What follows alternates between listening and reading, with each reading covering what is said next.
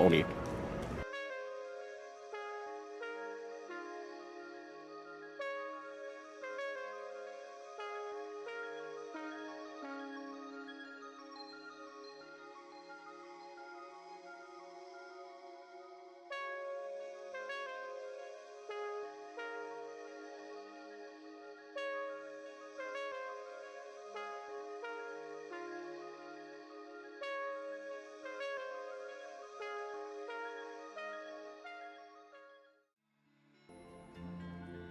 Oh my gosh! Hi! How is everybody?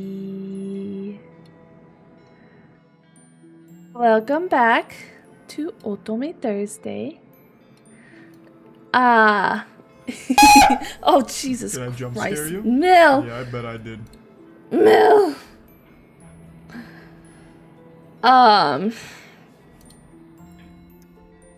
You like the ears?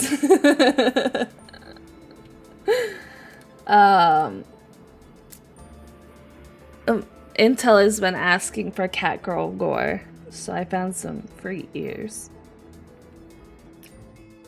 Really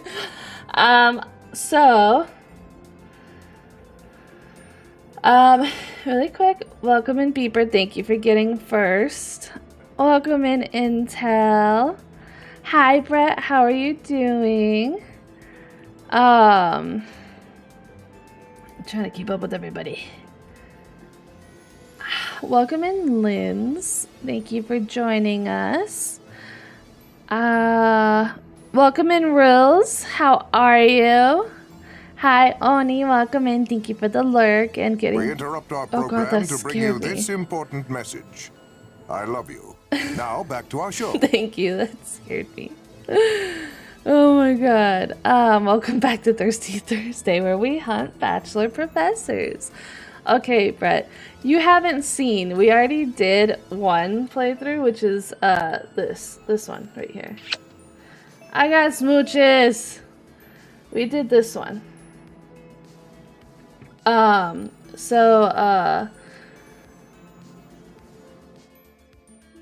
Thank you to everybody for coming in. Let me read, Let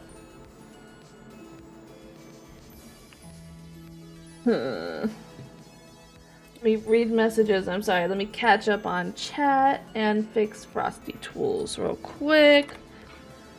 I need to re-sign in. Perfect. Good to go. I saw some questions. I'm sorry. How is Goddess's Gormus? Oh, I had a good Christmas yesterday. I got some earrings. Anybody who knows me knows that I absolutely love earrings. Love them. Love them. Like, I might have a problem. Who cares? Who cares?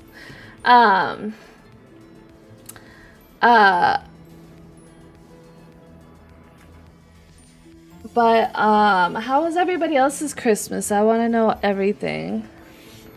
What'd you guys do? What'd you eat? I want to hear everything. And you know what? Let's see.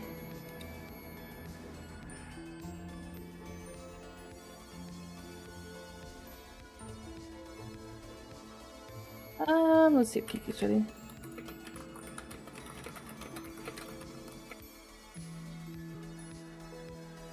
Thing is wrong with you. Actually, you know what? You hello. guys are so mean my to me. God. Why did you do that? Oh, I saw it too. Oh my god. Ah! I was like, what is going on? I'm sorry about that. Okay, Gore. I think Oni needs to be like punished or something because he apparently likes cherry or mint cough drops.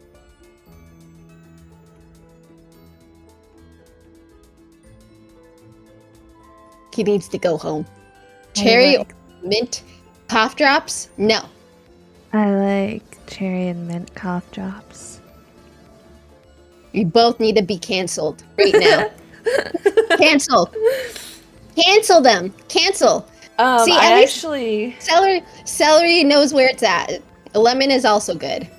So, I actually get the ones with menthol in them. Feel the burn. No, I mean the menthol helps. That's what helps. The honey vanilla. Most cough drops will have menthol in them. I get the ones that burn. You gotta feel the burn. I don't think that's supposed to help you recover. But the real goat is Pacoa. I've never had that one before.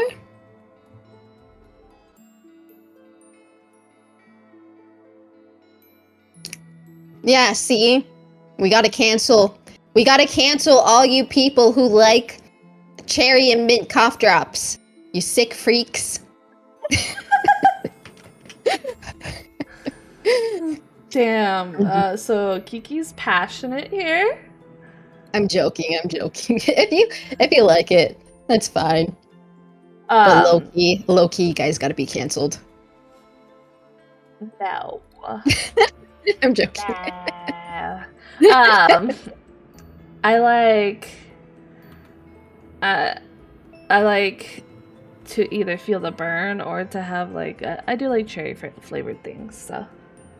Do you like cherry sick medicine, like the cherry medicine that you drink, like for sickness? It doesn't bother me. Thank you for the smooches.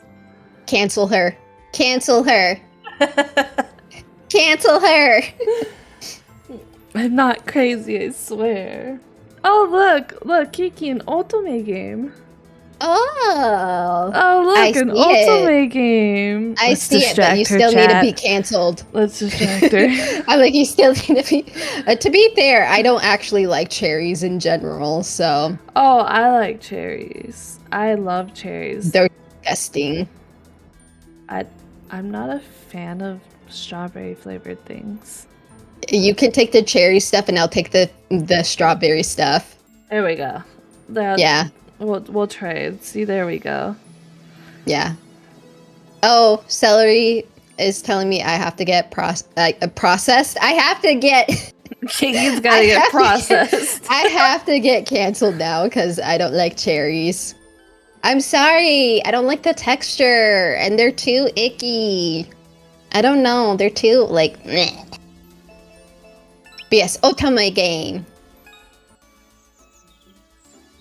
Processed Kiki $4.99.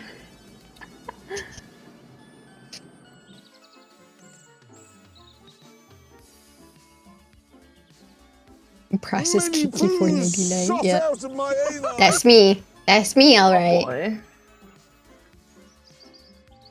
You know, I like how it shows up on the screen for me, but I can't hear it. Do you have my chat? Or do you have me muted? Is that why?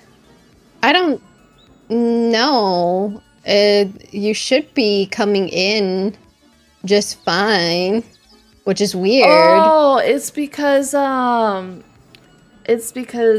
it's focused solely on the game. I don't have it Yeah. on my monitor. That's fine.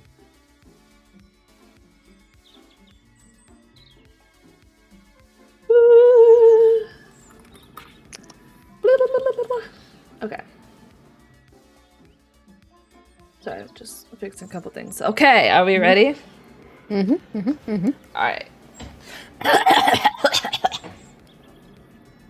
The next morning.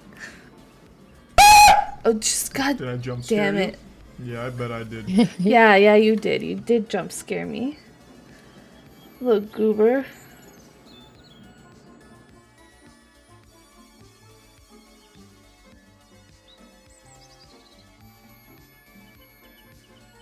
The next morning. Sorry, things are. I was texting my husband back. He's like, "Look at what I got." He got Mexican Dr. Pepper, Ooh. and it's so good. I was like, "If you don't bring it home, we're divorcing."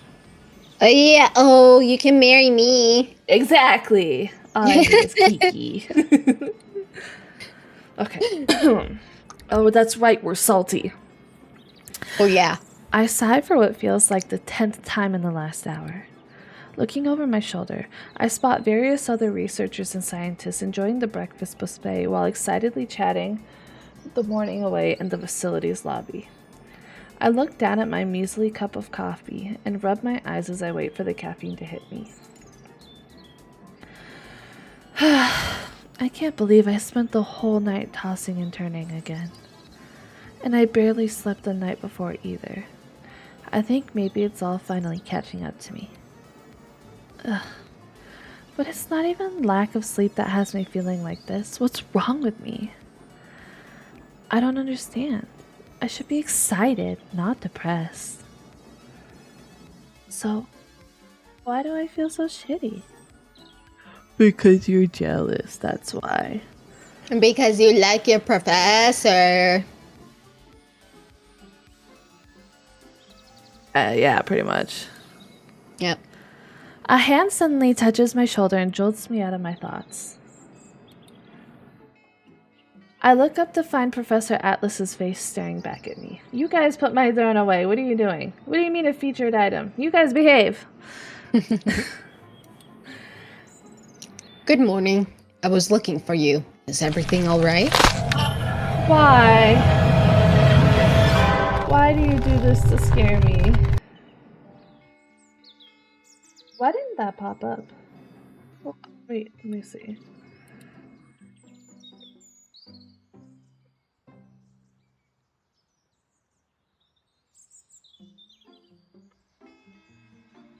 Let's see.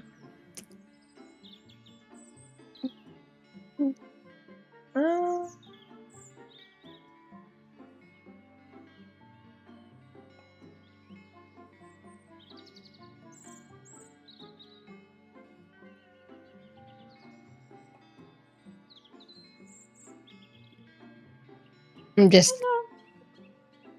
Sorry, I'm trying to figure. sucking down on my cough drop. It's Oh, the Ultimate game is taking over the overlay. It's not allowing it to do anything. oh no.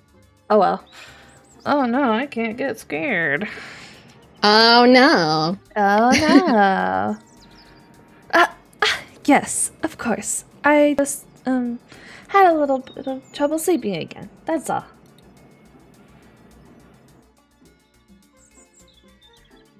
The professor eyes me as he takes a seat in front of me, but for some reason, I find myself avoiding his gaze. Luna, look at me. I slowly trail my eyes up to meet his as he brings his chair closer to me, scanning my face. Listen, I know this is all brand new to you, so if you need some time to rest, please let me know. I don't want you to overexert yourself for my sake. I spring upright as I quickly shake my head. No, Professor, not at all. I'm really excited and grateful to be here, and I really do want to help in any way I can, truly. Professor Atlas's skeptical gaze lingers on me for a few more seconds before he smiles. Well, I met up with Dr. Lekdar earlier this morning. Apparently, they're putting off the big debrief until the rest of the team arrives. Everyone should be here by tonight. So, the show begins first thing tomorrow. Ooh. Wow. Great! Is there anything I can do to help? The professor begins to slowly look around again. His voice suddenly into a whisper. I think they mean changes into a whisper. As he motions for me to lean over. Oh, but there is. You and I are going on a special field mission today. It's top secret. My eyes light up as I feel excitement well up inside me at the words top secret. I feel a little childish, but considering we're on a tropical island on the eve of a groundbreaking scientific discovery, I choose to accept the kitty-like elation. Welcome in, Devil. Really, you took my nose?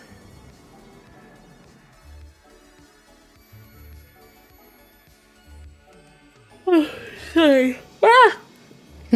What's the plan? Are we going to the site, preparing salvaging gear? Should I get any documents ready? A mischievous glint shines in the professor's eyes as he smirks. Believe it or not, it's actually so top secret that we even need special uniforms for it. I've gone ahead and left yours in your room. Go change into it and I'll meet you out front in half an hour. Why do I get a bad feeling about this? Instantly suspicious. Yeah, Instantly. very suspicious. Don't be suspicious, don't be suspicious.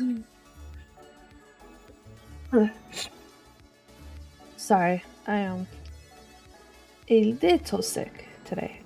It's okay. So if I'm dying, you know, It is okay. you didn't see it. The professor secretly glances around and brings a finger to his lips before walking off. I nod my head in excitement and gulp the rest of my coffee down before hurrying off.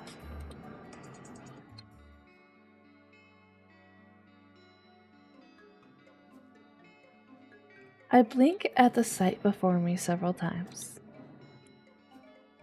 Is this the special uniform? I eye a beautifully colored island dress and a matching beach hat laying on my bed. Ooh, I knew it. I had a feeling. Ooh. Ooh, is this a date? A small note is left beside it.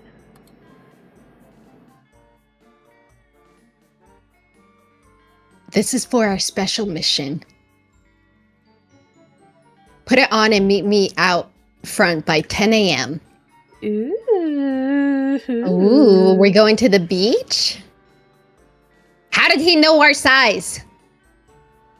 That's a good question. How did he know our size? Oh. F Atlas. I can only stare at the beautiful dress in pure confusion before Philia pops out from under the bed. Ooh.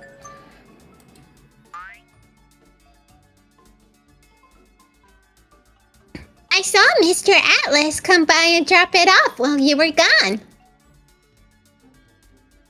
The note said it was for a special mission, but what kind of mission requires such a pretty dress, Master Luna? Or could it be that you're actually going on another day?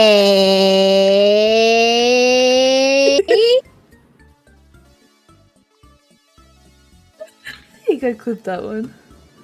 Do you have a clip command? I should. Yeah, it should be. It should be all set up. I know that recently it's like been having troubles. Just making sure. Because that was a good one. That's a good Kiki clip. Deto. Philia, I'm not going on a date. Oh, wait, I get it.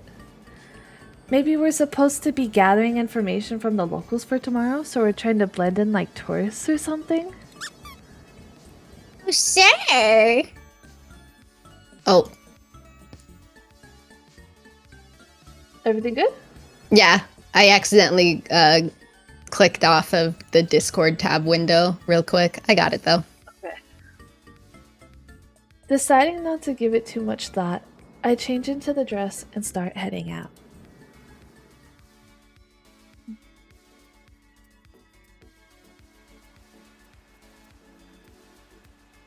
As I walk towards the front of our supposed meeting place, I spot Professor Atlas with his back turned, staring out at the open waves.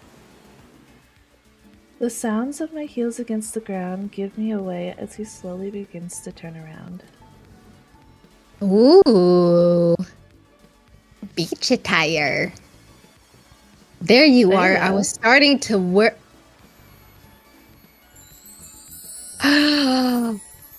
Oh, cute!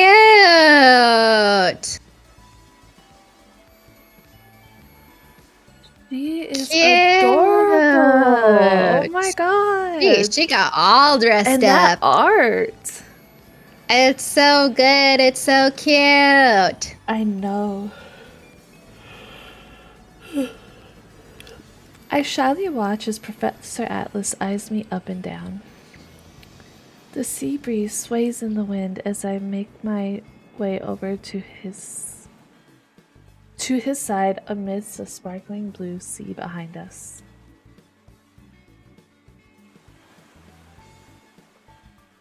Sorry I'm late. Oh. I feel my cheeks heat up as I tear my eyes away from him. What is it? Does it look weird or something? No, it's just... I knew you were going to look beautiful in that dress, but if I'd known you'd look this stunning, well... Perhaps I should have picked a nice shirt. He's falling so hardcore for us. He is.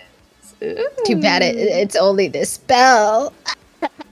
Is it though? Ooh, I don't know. I wonder if it's just a spell. We'll see. Don't you ever get tired of making fun of me, Professor? He walks closer to me, and I can smell his usual cologne as he leans forward. I assure you, I'm not teasing.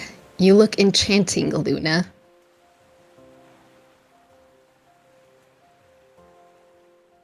Not believing the unexpected compliment, I pout.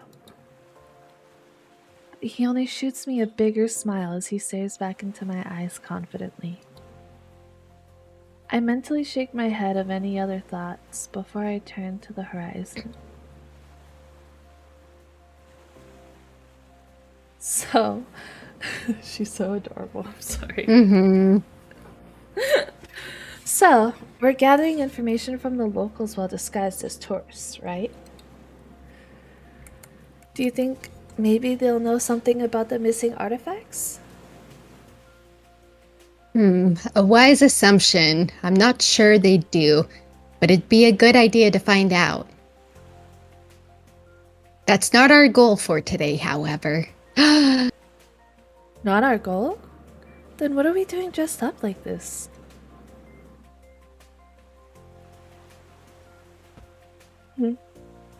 Professor Date. Date. Peeper said I stole the artifacts. Professor Atlas cocks his head to the side as a playful grin tugs at his lips. He walks towards a cab that has just arrived behind us. You know, for someone who was utterly snoozing in my classes barely a few weeks ago, you sure have become quite the workaholic, haven't you? What? What do you mean? What I mean is, we're playing hooky today, Luna. Heck yeah, date. Date.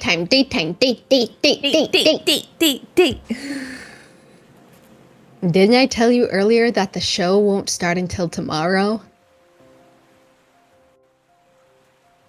Hooky? But Come now, haven't you heard the saying, work hard, play hard? I know, right? Except I just want to play hard. Yeah. No work hard. Just play. Taking sugar daddy applications. Hello, sugar daddy. Sugar daddy applications. But don't be weird about it. I know, right? Well, we've got our work cut out for us starting tomorrow morning. So let's play for a bit today, shall we? Okay, we can play.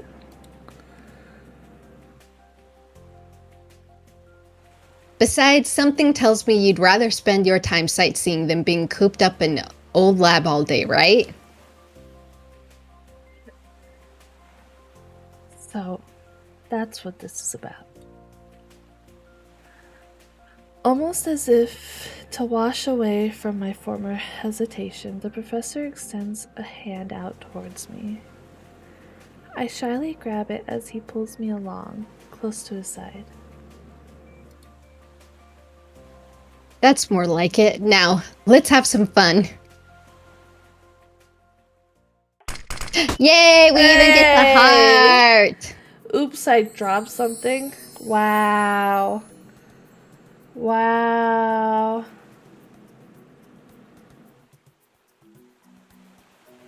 Any and all former anxiousness and worry has now been completely swept away by the island's picturesque landscapes. From pearly white sanded beaches to vibrantly colored trees and flowers, I relish in the tropical paradise all around us. As we approach the local marketplace, I marvel at the sight of all sorts of antiques, fruits, and accessories being sold. Wow, this place is huge! Look at all these little stalls. Isn't it fascinating? And quite picturesque, if I may add. To think that the idea of trading goods has been around since 300 BC. 3000 BC? 3000 BC. But back when then it was exclusive to only spices and precious metals. Historians believe the first trade actually started with the Mesopotamians. Oh my god. When I can't help giggle at the professor's long-winded explanation that follows. He raises a brow curiously at my laughter, and I shoot him a smile. Honestly, a history lesson right now? You are such a teacher. I suppose I am. I shoot him a smile as I'm about to turn around and continue strolling down the street when suddenly a strong hand grabs me and pulls me backwards. Oh, no. I turn to watch several men riding horses gallop quickly past where I was standing just a few seconds ago. I look up to see I'm basically cuddled into the professor's chest as his hands steady me. It's fine to get lost in your surroundings, but do pay attention to where you're going, Luna. Hmm. Yes, you're right. Sorry.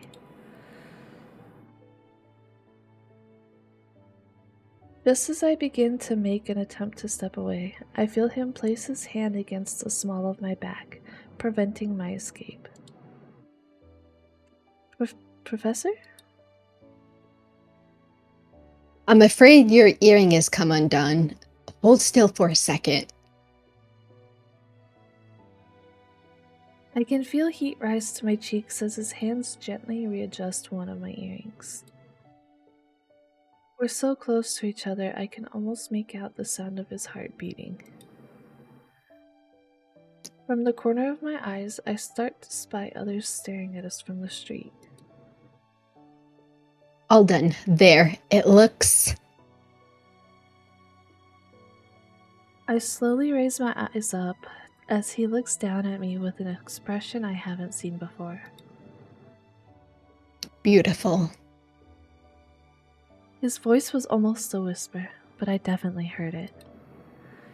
Time seems to slow down and the noises around us seem to go quiet for a few seconds.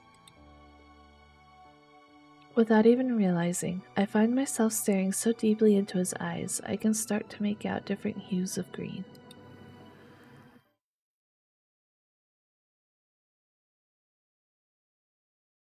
What? Cat untak anda Baruda? Yes. Sorry. I don't know your language. I'm sorry. Thank you for the hydrate and posture check, Beeper. We return to reality as an elderly townswoman approaches us, talking in a foreign language. She smiles warmly as she places a colorful lei around both of our necks. After a few moments, drums begin to play and some of the townspeople begin dancing. The professor and I are pushed towards the center of the dancing plaza, where other townspeople and tourists also wearing similar leis encircle us. Professor? What's going on? What's with the flowers? They added the flowers to their little sprites. That's such a cute little touch. I'm glad that they did that. I'm afraid they think we're newlyweds. That's so cute! Yeah! So cute. That is really cute.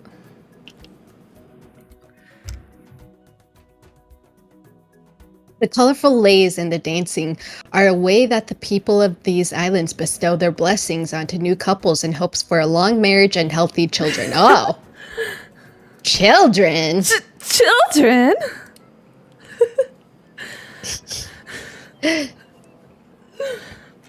Sorry, this is funny. I watch as all the other pairs around us are beaming at each other and dancing their hearts out, clearly being real couples. The elderly woman approaches us again and throws a myriad of colorful petals over our heads as the other townspeople clap and motion for us to dance. I suddenly feel Professor Atlas's arms wrap around me as he pulls me closer into a dancing position.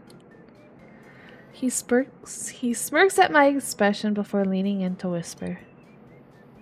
Well, Luna, how about it? Would you like to start a family? Sure. Actually, no. I don't want... What? You really make it too easy, my dear. I watch tomato-faced as Professor Atlas nearly doubles over in laughter. I angrily bite my lip as I attempt to release myself from his grasp.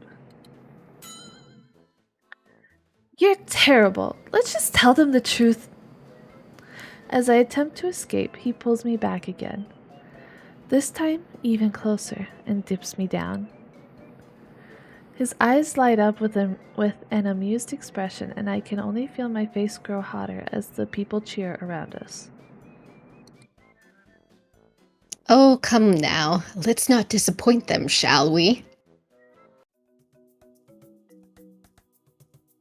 Aw, cute. That's so cute. They're I adorable. like it. Yes. And the way he looks at her, Mm-hmm. that's so cute. Very cute. Eventually, I play into the charade and we begin having fun.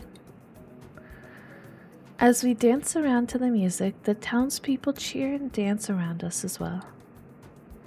More colorful petals are thrown into the air. The music and dancing continues well on for a while. The professor's eyes never leave me for more than a moment as my smile only grows wider, mirroring the feelings of happiness inside of my heart. That is absolutely adorable. Mm-hmm, mm-hmm, mm-hmm, mm-hmm, mm-hmm.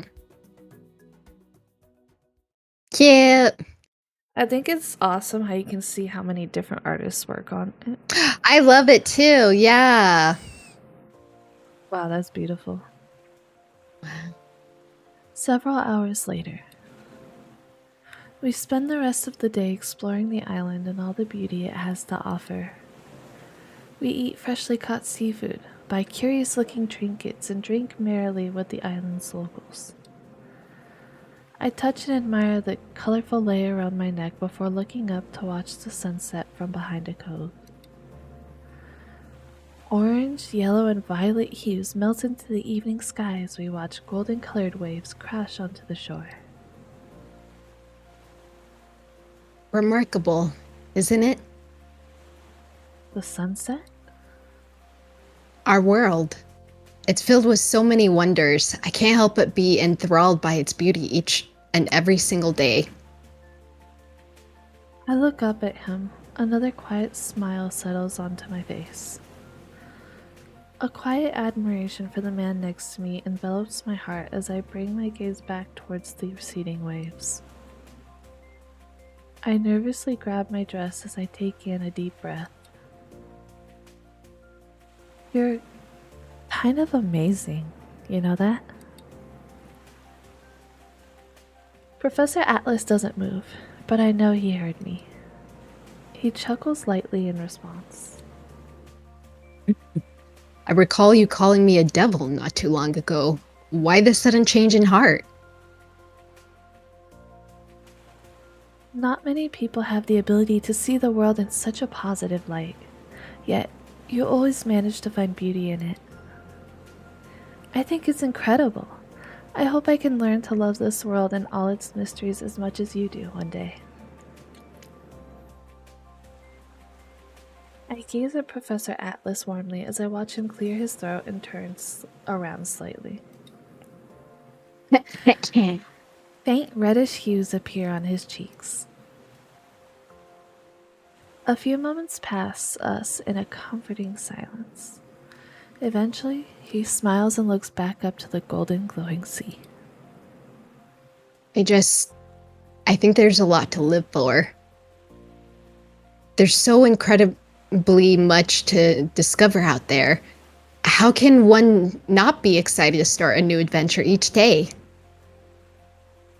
Yeah, I suppose when you put it that way, it all sounds a lot more exciting.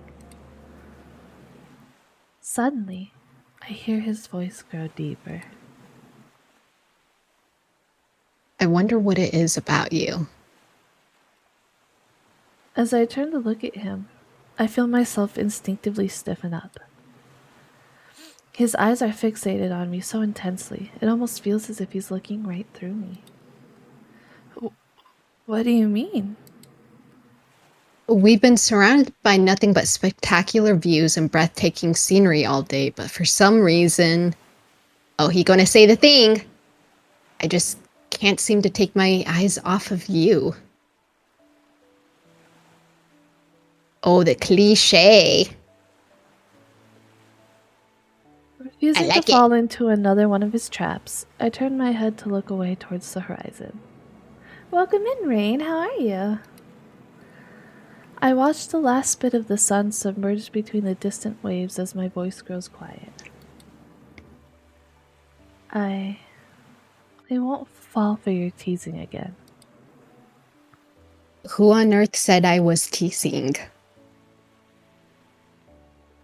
At his serious tone, I can feel a shiver run down my spine. My heart pounds in my chest as I feel his gaze fixed on me, but I keep looking forward. If I look at him right now, I don't know if I'll be able to keep my wits about me. Luna, why won't you look at me? Because I can't. Why not? Just as I'm about to open my mouth, I feel a drop of water land on my nose. Without warning, an unprecedented shower falls onto us as lightning is heard in the distance. It's raining men. Hallelujah. Apparently, stairs hurt? Are you okay, Rain? Oh boy. You didn't fall down the stairs, did you? I did that the other day. Oh no. Oh, I will be right back. The baby just woke up. Okay. I'll be right back. Kiki, entertain. Okay. All right. I shall entertain everybody. Hello, everybody. My name is Kiki, and I, let's see. Oh, yeah. So a little story that made me kind of laugh today. My mom ended up coming, or when I came home from work, my mom was there at home, and she ended up saying, "Oh, your brother got like a new subscription in Amazon because apparently it was on sale." And I was like, "Oh, what'd he get?" And she's like, "Oh, he got something named Chonky Roll." And I was like, "You mean Crunchy Roll?" She's like, "I don't know what it's called." So apparently, Crunchy Roll is Chonky Roll now. Chonky Roll sounds like a type of sushi or food or something like that, though. Makes me hungry. I really like sushi. But yeah, Chonky Roll. You gotta, are you subscribed to Chonky Roll? Only for the low price of $2.99, you too can have Chonky Roll. We have all the chonk. We have chonk. We have chonky bonky, and then chunky donkey, and chunky chunk chonk. Sorry, chunk.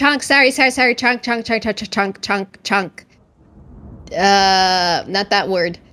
I was just trying to rhyme. Chunk. Chink.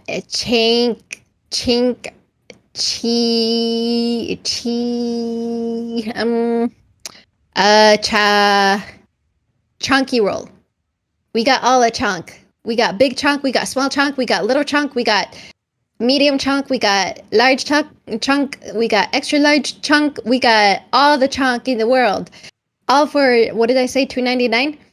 Call at 1-800-444-8888 and get your Chunky Roll while supplies last, or you don't get your money back. Because here at Chunky Roll, we here have entertainment, and we don't value your opinions. So once you spend your money, you can't get it back because we don't do refunds, because we're kind of like that. And this ad is playing at 3 a.m. on your TV, and it's going to be like those old retro TV ads that you see at like 3 in the morning that are just really weird, and they can only get the 3 a.m. slot instead of the good slot of like 5 p.m. or 6 p.m. when people get home from work, or even in the mornings when it's like 7 a.m. or 6 a.m. when people are getting ready for work or something like that. No, we're at the 3 a.m. slot. And here for Chunky Rolls, you if you order now, you can get also a Badunky Bronky roll, all for the low price of $2.99. But you remember, you can't refund. And once this ad is up, you're no longer going to get your Chunky Donkey roll with your Chunky roll. So call now. But also, don't forget about the hidden fees, where if you do subscribe for $2.99, that's for a whole month. But they don't tell you about the hidden fees. Like, every day it increases. So not only are you paying $2.99 for 1 month, you also get the hidden fees, like the for $14.99 at 1 minute per every Boo. 3 minutes. Boo. Hath returned. How did it go? Welcome. I am struggling. I'm trying to sell them on Chunky Roll right now. Oh. Chunky Roll, and if you call now, you get a Chunky Badunky Roll. But Mill said, "I'm sold." People don't realize that you're going to be getting scammed, because even though it's all $2.99 for 1 month, there's hidden fees, which I was just talking about right now. $14.99 for every 1 second out of 3 seconds. During that month, you get also you have to pay that $14.99. So for every 1 second out of 3 seconds, it adds up all that $14.99. So you got to pay all that for 1 month, and that's probably for like the chunk with the Chunky Roll subscription. So yeah. Interesting.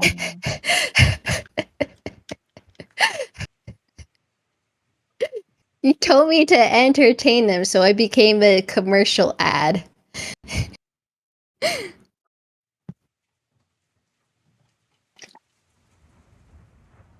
There we go. Thank you for the stretchies and posture check and the hydrate redeem and the happy. Alrighty.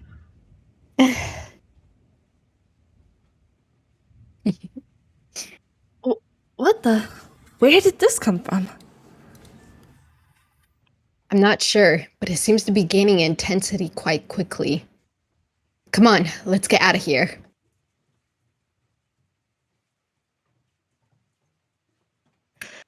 I'm gonna have to be 1 more second. My dad is calling. I'm so sorry. It's okay. All right. So, now that I've told you about Chunky Roll, can I tell you about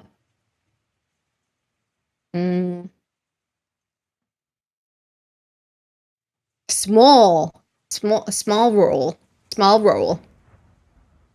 Actually, I lied. I lied. That's not a thing. What about pineapple apple roll? Pineapple apple roll can do many things. It can be there, it cannot be there, and when you buy it, it never gets delivered to your house. But the thing is about pineapple apple roll is that when you know that you buy it, it's actually a living creature. So this living creature, pineapple apple roll, ends up crawling and spreading their pineapple apples all throughout the galaxies. And you're able to go onto an interstellar website where you can track it, and your pineapple apple roll will go throughout all the galaxies and take them over. And then eventually, when they're all taken over, they will come back and they'll spread more of their pineapple apple rolls here on Earth. and it's all for the low price of 99 cents. And if you subscribe right now, you'll be able to go ahead and get you'll be able to get cherry watermelon roll, who obliterates galaxies when colliding on impact with the said galaxies. So pineapple apple roll and cherry watermelon roll, they both are able to be tracked on the Interstellar website, all for the low price of 99 cents. We just can't track the fact that if you're part of one of the galaxies that they're going to be obliterating or taking over, and we do not cover that with our insurance or their insurance or interstellar or galaxy insurance. That's something completely different. Yeah. And then there's also some there's also and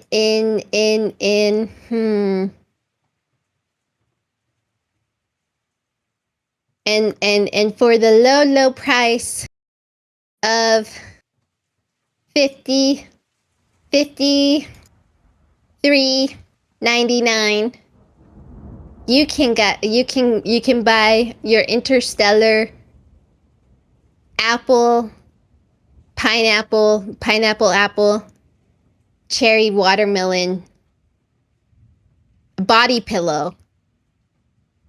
And the body pillow ends up being a hatchling. And within 3 days, your hatchling will go ahead and hatch. And then they will be like a face hugger from the Alien series. And they will attach themselves to your head and steal your soul. And they will take over your body. And then they'll either turn, if you're lucky, they'll either turn into a pineapple apple roll or a cherry watermelon roll. Oh, hello. I'm sorry. It's my child's birthday, the 15th of January. Oh, it's okay. Party City is going out of business. Yeah, I know. So my dad is actually there right now, getting as much as he can for us. So he was calling me to show me everything. Thank you guys so much for waiting for me. I apologize. Oh my goodness. Wait a second. I thought they closed stores like 5 days before Christmas. I thought they laid everybody off. No. Like 5 days before Christmas. I think it's 5 days after Christmas. I read it as 5 days before Christmas. But some of them are 5 days before. I know that, but what they're trying to do is they're trying to offload all of their merchandise. Gotcha. And all of like the kids stuff is 20% off, and it's like $2.49 for a pack of like napkins, so it's 20% off. So that's not bad. No, that isn't. Also, thank you so much for the follow, Rick Seeger. Rick, you mind if I call you Rick? But without further ado. Yes, because I think I've scared everybody off with my other ad. That is very cash money. I trust you, Intel. Okay. Where were we? Okay. Let me sit up straight. Professor Atlas grabs my hand in his as we quickly run to seek shelter towards the lab. Hi, Coyote. Welcome in. We run and run, but the downpour becomes torrential as we finally reach the front of the lab. We see the gates are locked, but the professor pulls me towards another direction. I left my patio door unlocked. Come on, this way. Oh, your door? Yeah. I squeeze his hand as I follow him in the downpour. There will be no shrimping on our watch. I'm not shrimping, I promise. As we run into his private room, we're breathless from running and soaked to the bone from the rain. Professor Atlas closes the patio door as he stares at the sudden storm raging outside. However, I find that my eyes are fixed on his very wet clothing and his hair, which appropriately hug his toned body in all the right places. Oh la la. I bite my lip.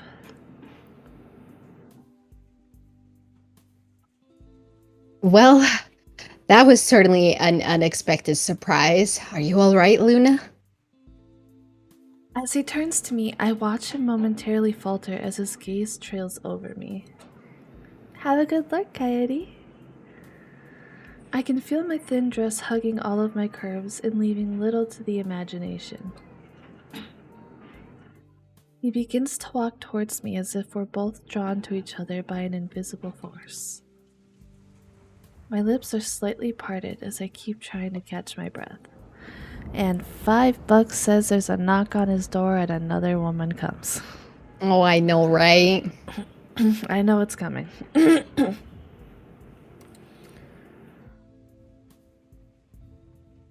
All of a sudden, he stops right in front of me. I slowly look up to see his gaze as transfixed on my lips as if he was lost in a trance. Slowly, he removes his glasses and then unbuttons his soaking shirt. Ow! Hey, yo! What? I'm telling you, it's gonna be interrupted. I'm calling it. I mean, I'll take whatever little I can get. Thank you, Coyote. Have a good work. I inhale sharply as I take in the sight of his beautifully toned physique. My heart is racing, and my mind is racing, and my heart is pounding as hard as I've ever felt it. But my thoughts are nothing but blank slates. He steps closer until I can feel him pressed up against me. But I don't mind. God, not one bit. Uh-huh. Unconsciously, I bite my lip again. Oh. Bite your lip one more time, and I swear I'm going to do it for you. Hey, yo! Hey, yo! Do it again. Only the sound of our breathing and the rain is heard as we stand in front of each other. Oh Neither my. of us choosing to be the first to cross the line ahead. Just as I'm about to reach out, a shiver runs down my spine from the cold air, and I hug my arms instinctively. I know, right, Intel? You're going to catch something foul if you stay in those clothes. Take them off for her. Take them off for her. Take them off for her. Take them off. Oh, the clip. I'm just saying, I need that whole thing recorded. Nothing was better than take them off of her. Kiki is like one of the best people to play Ultimate games with. Just so you guys know. Look, if we gotta be thirsty, we gotta be thirsty over the right people. 2D men, all the way. 100,000 and 9,000 green lights in your 2D men romancing. Yes. But Kiki honestly has the best taste. So if there's anybody to play an Ultimate game with, it's Kiki. Just so you play Otome games. Fall into the trap with me. Let me take you further down into Otome despair with me. Even though it's not despair, it's wonder. It's gonna be despair if this gets interrupted. Oh, I know, right? Kiki's gonna just lose her mind. I'm gonna be angry.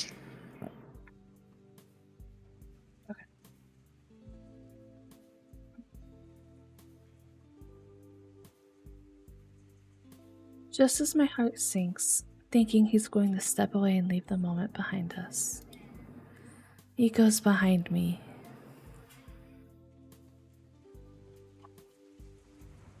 I can feel the sensation of his lips grazing ever so lightly against my ear as his hand tugs at my dress zipper. May I? Ugh. Ah. I inhale sharply as I silently nod my head at his request. I feel as his fingers softly trail down my back as he slowly undoes my dress, leaving it to start falling loosely from my shoulders.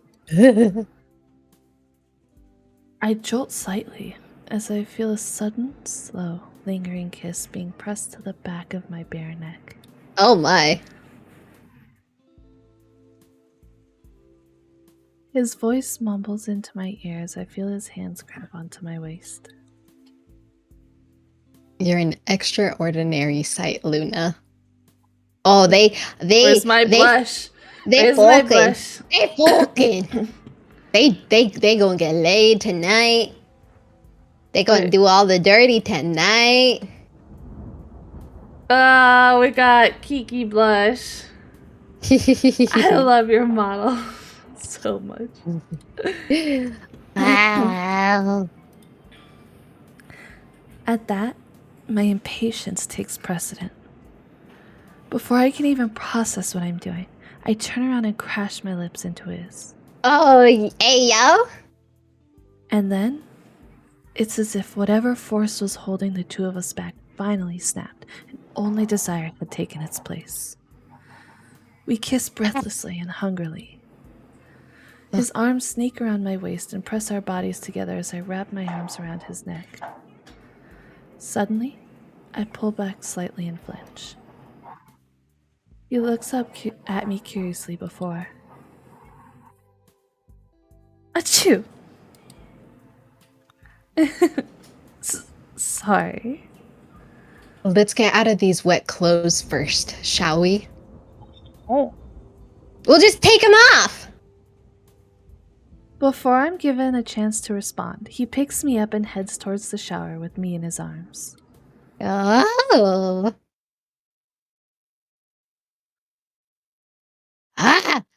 Keep reading, keep reading, keep reading, keep reading. Make sure you 18 plus, 18 plus. 18 plus. Make sure it all says 18 plus. I already have like 18 plus tags. I already have 18 plus in my stream name. I'm good to go. But all right. I'm updating. Hold on. I'm updating. All your get ready to rumble. It's gonna be spicy. It's gonna be spicy. Oh man, their first time in the shower. Oh my, he's a little cray cray in a good way. Actually, that's not really all that crazy.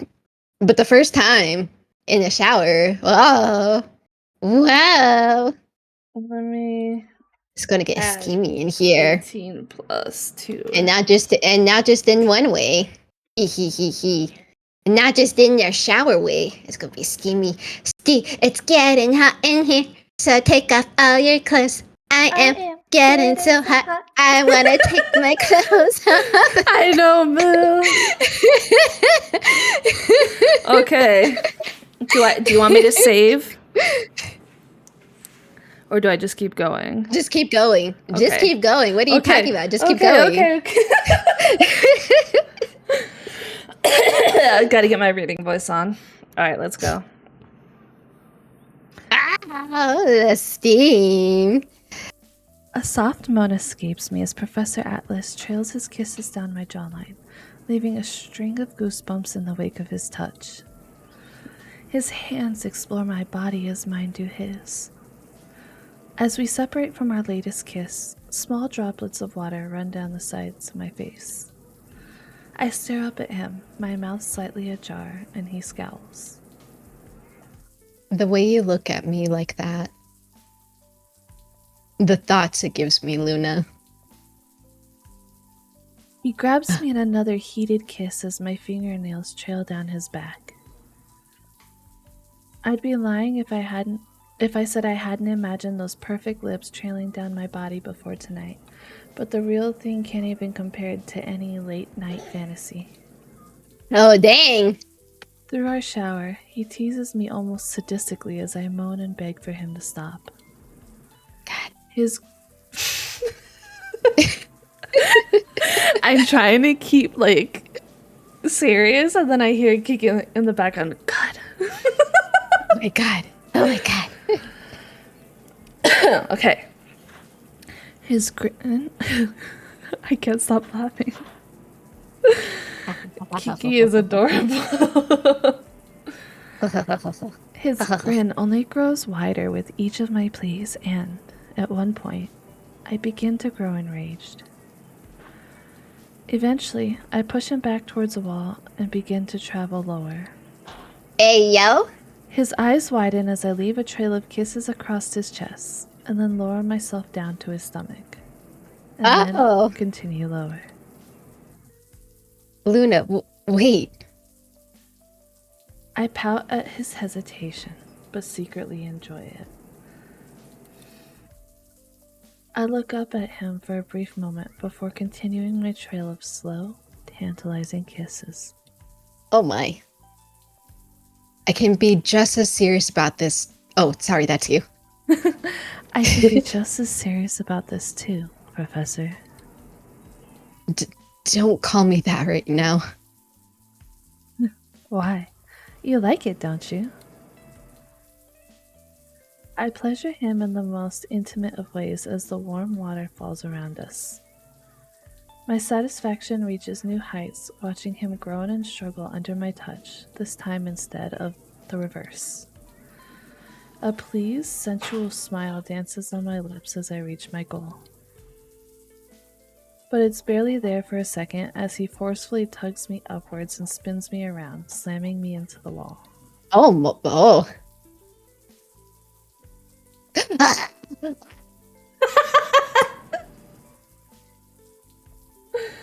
What do you mean, when do you call the police, Mill? Oh my god. Oh. Maybe it's time I really do teach you some fucking manners. Oh. Oh. Teach me, Daddy. I mean...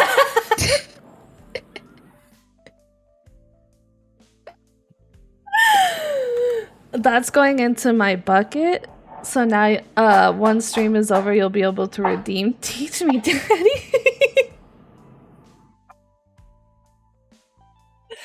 Kiki, it is always a pleasure playing these games with you. Teacher-student... I just read on your stream the teacher-student relationships are illegal. Nah, this one's not illegal because they're in college. What you gotta do about that? Not illegal at all. DJ, you just missed all the spice. Dang. In the States, teacher-student relationships are not illegal if you are in college. However, they are frowned upon. Yeah. But not illegal. Mm-hmm. Welcome in, DJ. No, I knew I was like, I always missed the spice. Oh my god, DJ. Oh my god. Good lord. Okay, we got this. As the night progresses, we lay it bare for each other. A tinge of nervousness returns to me under his scrutinizing gaze, and I can't help but make an attempt to hide myself amongst the blankets. But he grabs me and tosses them to the side without giving it a second thought. I want to explore you, Luna. Every single part. Don't you even dare think to hide from me. His voice grows husky with desire, and it only serves to turn the heat up inside me as well. Stifled moans and gasps of pleasure fill the night as we both explore every nook and crevice of the other. Together, we uncover all of our hidden secrets in the most personal of ways. We make love over and over under the sound of the rain and the crashing of the ocean's waves. And for the first time in my life, it feels as if I've discovered something to truly treasure.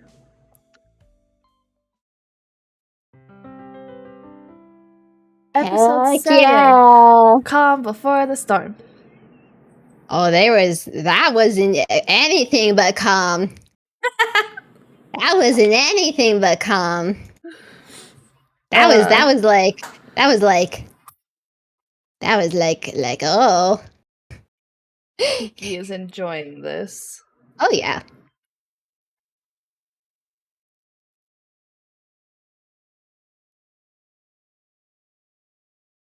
Fade to black scene. At the sound of seagulls, my eyes slowly flutter open. I look out the window to see a new dawn rising in the sky. Beside me, I hear the hum of soft and steady breathing against my back as two arms rest securely around my waist. As thoughts of last night resurface, I can feel anxiety begin to swirl in my stomach.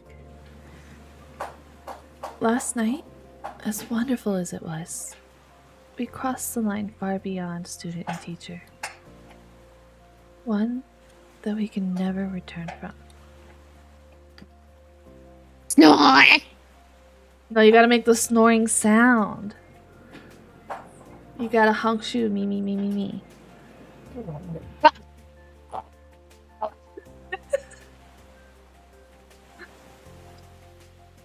But who would have thought that the greatest, eloquent, and esteemed Florian Atlas snores? My nervousness dissipates as I slowly turn around to peer into his serene face. As I brush blonde hair out of his closed eyes, heat rises in my cheeks as I recall how passionately he made love to me last night.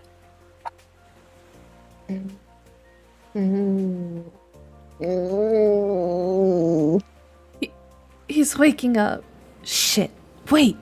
I'm not ready to face him yet. Ooh, okay, now we save. Now we save. Now we save. Got it. Do we pretend to be asleep or hide under the blankets?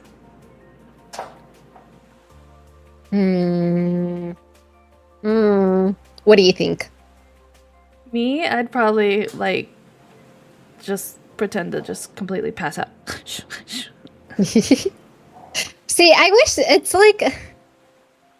kind of the same thing, because in that situation, I would pretend to be asleep, but also hide under the blankets. You know what I mean? I'd put the blankets over me and just pretend to be asleep.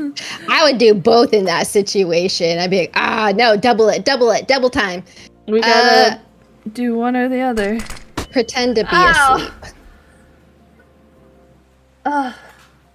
Thank you for the flashbang. Oh. Where's the option to jump out of window and run away? Why do you want to run away? You don't know. You don't want to run away.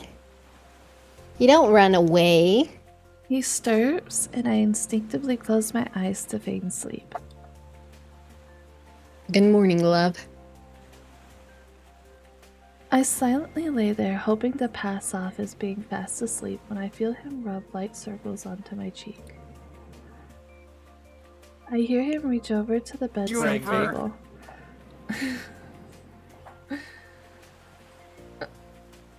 And grab his glasses before I feel a soft kiss being pressed to my forehead. Going to pretend we're still asleep, are we? Should I find a way to wake you then?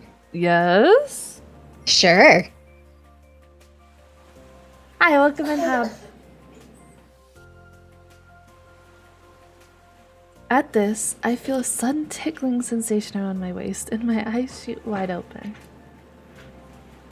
No, wait! Please! To think you were hiding how adorably ticklish you are from me all this time. You're heartless, Luna. Downright cruel. Before I have a chance to protest further, he's tickling me again and I'm laughing under him. I try to smack his hands away. You guys are mean. Trying to scare me. No, I try to scary. I try to smack his hands away as I beg for him to stop between giggles. As I do, a warm smile dances onto his face as he leans down to leave a slow, lingering kiss on my lips. You're the cruel one, you jerk. Now, don't give me that look. After all, you definitely didn't seem like you were having such a bad time last night.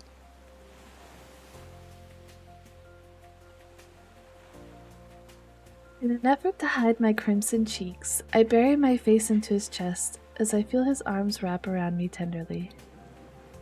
Suddenly, I hear him holding back a laugh. I peer up at him suspiciously as red cheeks and a wide grin now grace his face. What is it? What's that look for? Nothing. It's just. You screamed out Professor Atlas so many times last night, I might have developed a rather concerning association. Wow. It's funny. Oh no. I can feel my cheeks turn scarlet as I hide my face. His laugh only grows as he pulls me closer into his arms. Why is it that I can only laugh this easily around you? Because you're a terrible, terrible man who enjoys making innocent girls like me suffer. Oh? Well, my sincerest apologies. You're just too adorable and I can't resist the temptation. As the cries of seagulls grow louder and the room grows brighter, I bring a finger to trace his lips. Extra credit, extra credit. Extra credit. He grabs my hand and affectionately kisses my palm. Today's the day, right? Should we go get ready for that big meeting? Yes, I suppose you're right, but My heart lights up as he pulls me even closer, nuzzling into my neck. it just suddenly feels like I found a much greater treasure, and I really don't want to let it go yet. That's so cute. No. I giggle as I wrap my arms around him again. For the first time in my life, I feel that I've known true bliss.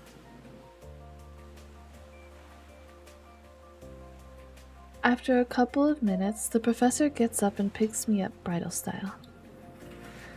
He winks at me while a coy smile tugs at his lips. Up for another shower?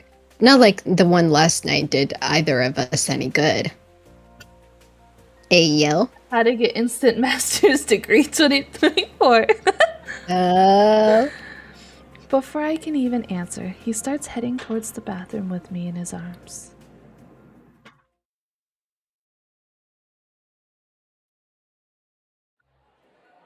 A few hours later. Oh, that's right. What was his voice was...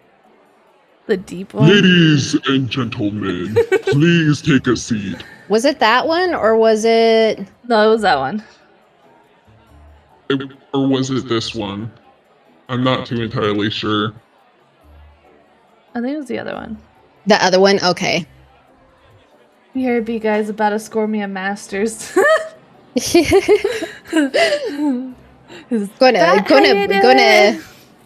Gonna totally just like ace the whole semester. Hell yeah.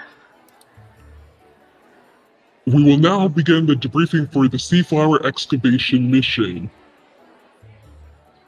Dr. Lekdar pulls up a presentation as he begins explaining the origins of the sea flower, or the Flor de la Mar, and dissecting the sonar images that we were sent. I can't help but feel a sense of excitement as I look around the room to watch everyone listening intently to the doctor's discourse.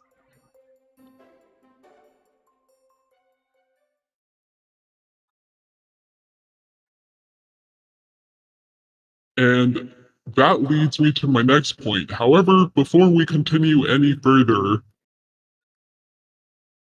I'm, well, I'm afraid I have some rather urgent news to share from the National Weather Association. Oh, noes. It's a bit hard to swallow, therefore, I believe perhaps it would be best if you all watch the report for yourselves. Did we come all the way out here for nothing? Are they really not going to give us that? At his sudden shift in tone, I can feel the atmosphere in the room grow tense. Dr. Lakdar frowns as he pulls up the next slide and a report begins to play. The report depicts the path of a newly formed typhoon heading straight for the center of the islands. Murmurs and whispers begin to rise all around the room. I glance at Professor Atlas and see a visibly disturbed expression on his face as the report plays. As soon as it ends, Atlas rises and is the first to speak. Dr. Lakdar, if that projected path is correct, it means that the site of the wreck is falling straight through the typhoon center in less than 48 hours. Dr. Lakdar nods solemnly before turning to face the screen. Correct, Professor Atlas, and I'm afraid, the storm isn't exactly the worst of our troubles. Gasps emerge around the room as a new sonar image taken early this morning is displayed on the screen. It shows the ship has somehow moved. And from the graphic presented to us, it is on a projected path that approaches a deep underwater canyon. Oh my god. The ship has moved? How is that even possible? If the typhoon doesn't get to it first, the ship's going to plummet over that cliff and there's no way anything will be left to salvage. Professor Atlas stands up and silences the room as he motions towards the new sonar image. Quiet, please, Dr. Lakdar. Do us the courtesy of thoroughly explaining the graphic. Thank you, Professor. Yes, well, I'm afraid the ship is intent on remaining one of the world's lost treasures. An underwater current, which we believe to be a product of a fast approaching storm, is pushing the ship toward an underground peak.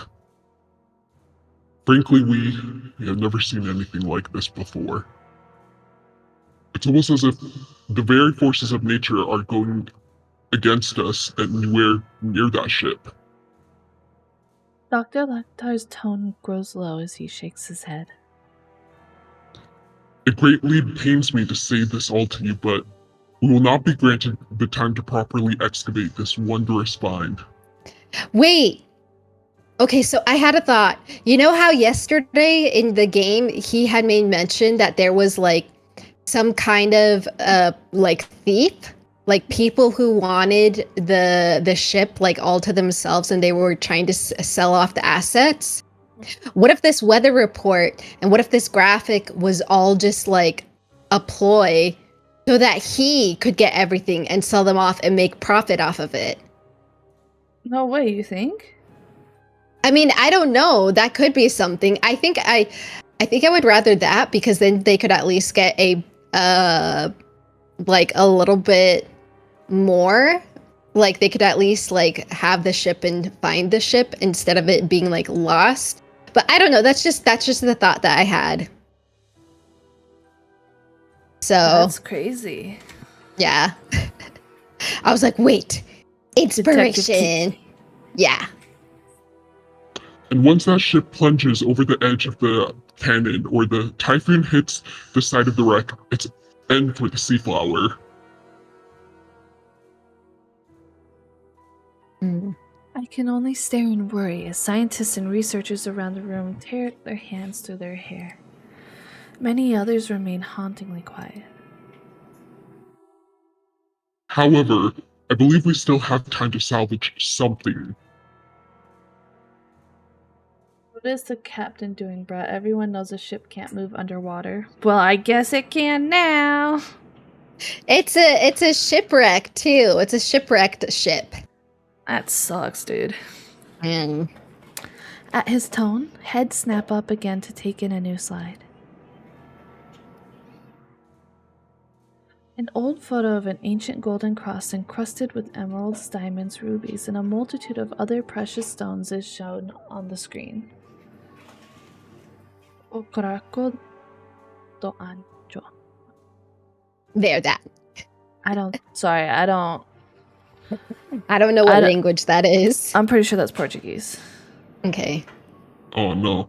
Correct. O Caraco do Anjo, or the Angel's Heart, was one of the greatest Portuguese treasures ever recorded in ancient history. Ooh, you were right. Many Um, historians believe it was on the Flor de la Mar when the ship fell into its watery grave in the 17th century. I was right because it's very similar to Spanish, but not quite. Mm.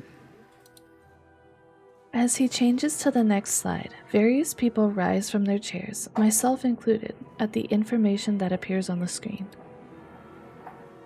Professor Atlas narrows his eyes as a deep frown appears on his face. Ladies and gentlemen, this relic alone is estimated to be worth around $1.3 billion. God damn! Dang, I want that money. The room erupts in commotion as scientists and researchers alike begin to throw questions and concerns at the screen. Various presenters attempt to calm them down, but Dr. Lakdar speaks over them. The Indonesian government has tasked me with putting together a small elite force to go on a salvaging mission for this artifact alone. You think Atlas is gonna go? Mm. Oh, yeah. But there's an underwater current Mm. that's strong enough to move a shipwreck. Well, we're gonna go with him, and we're gonna make sure it's all okay. If they won't and then, let us. and then the power of love Wake me will see up, us wake through. me up. Thank you Can't for the wake follow, up, Shadow can't wake Paladin. up and 1, 2, save That's what's three. gonna me. happen. The power of love. $1.3 billion. I could buy all the cars I wanted with that. That is a lot of money. The thief is definitely going for it. Yeah. Obviously, we lack the luxury of time, so said crew would be leaving tomorrow at daybreak. Why not today? Yeah, that's kind of suspicious. Don't be suspicious. Don't be suspicious. But sir, that's a suicide mission. The typhoon is expected to hit us tomorrow night. How are you, If it Shadow goes Paladin? wrong, we get submersible incident part 2. Oh no. Huh? Given the current instability of the sea, the water will be the farthest thing from the clear. And the ship itself will be a near miracle alone. Even with sonar technology, that's still an insanely low chance of being able to rescue such a specific object, if it's even still in the ship to begin with. Yes, more than anything, we all understand the dangers involved in this dive. Hence why this is a volunteer mission. There is absolutely no telling what could happen down there. Mm. However, this is the first and quite literally the last time we will ever get the chance to recover one of the history's greatest lost remains. Remnants.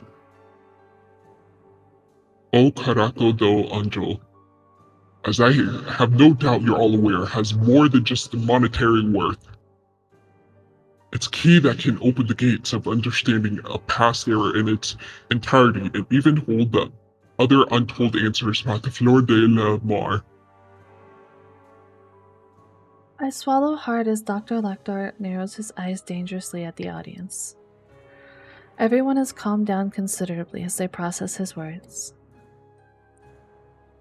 Give me 1 second. I need to go feed Haru because he's like Haru, Haru, he's losing his mind right now. He's like, Mama. Haru, Haru. Okay, bye. I mean, BRB. Sorry. Okay, bye. I see nothing good coming out of this.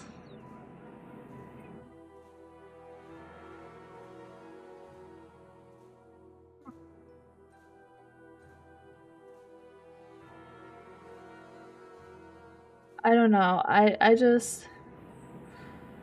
see anything good coming out of this. I feel like it's gonna be, I don't know.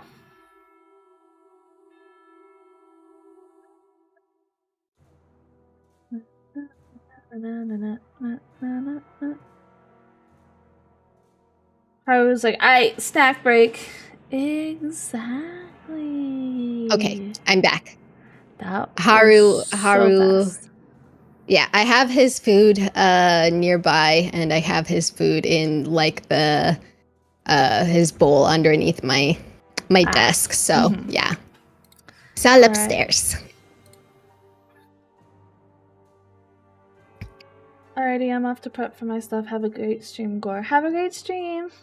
So, now that I've yeah. communicated the dangers and the virtues, I ask, are there any volunteers? The room goes Ah. silent for a few minutes.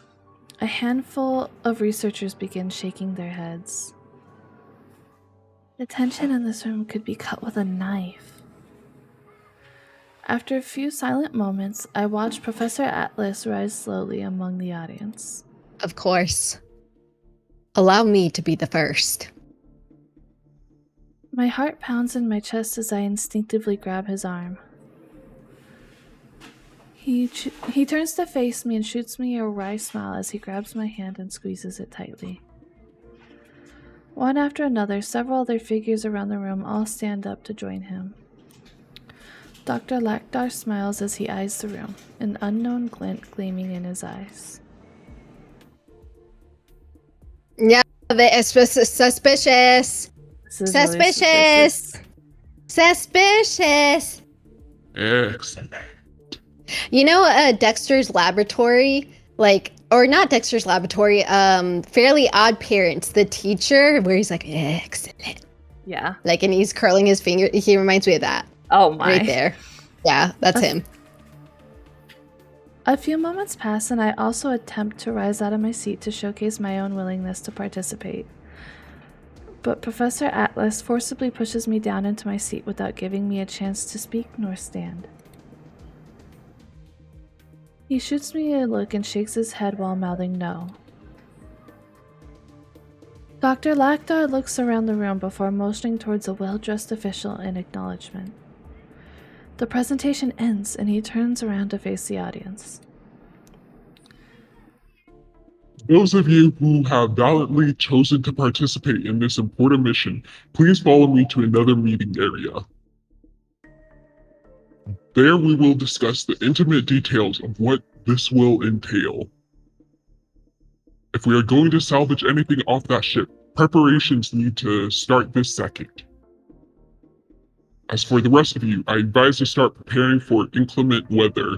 Hi, Hoppy. How are you? Yeah, I do not. I don't know. That's just suspicious. That's so suspicious. Don't trust him. I think we're not the only ones who think that's suspicious. Suspicious. Why would Florian make us stay?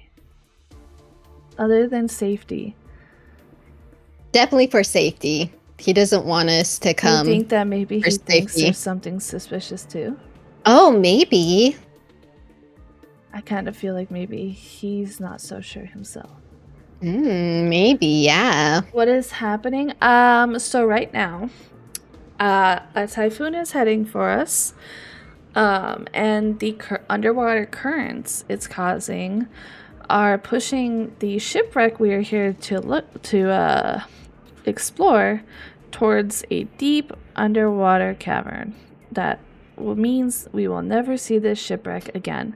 So there's a special mission taking with volunteers going to go try and retrieve something that is worth $1.3 billion.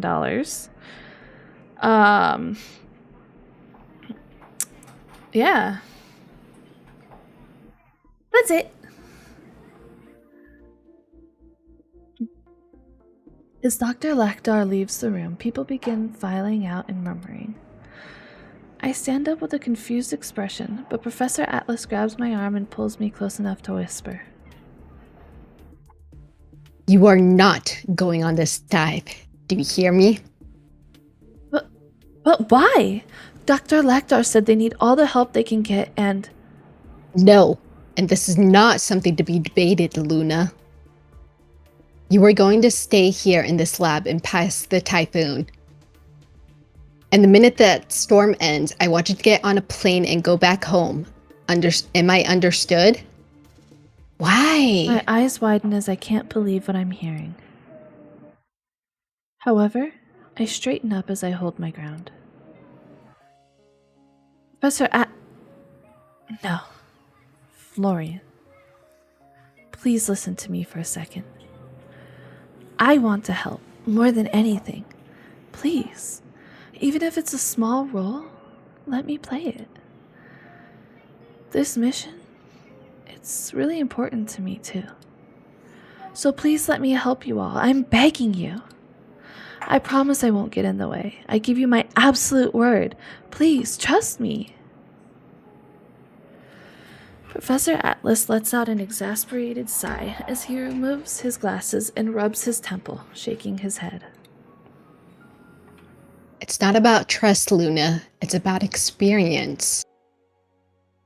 Something you lack for a situation like this, and I should have thought this through more.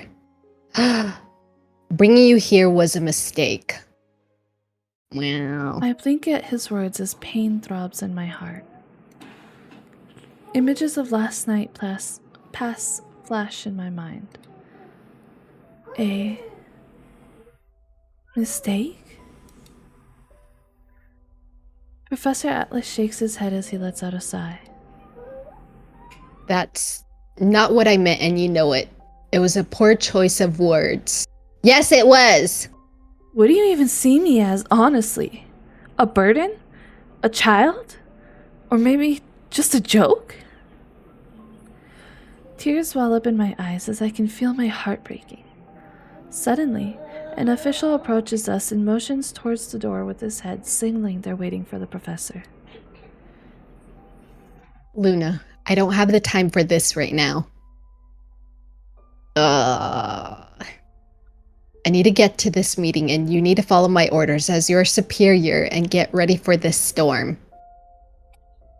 And that's the end of this discussion. How about you just say that you are, like, I don't know, maybe you're worried about us and that's why you want us to follow your orders? That the reason why you want us to leave is because you're worried about us?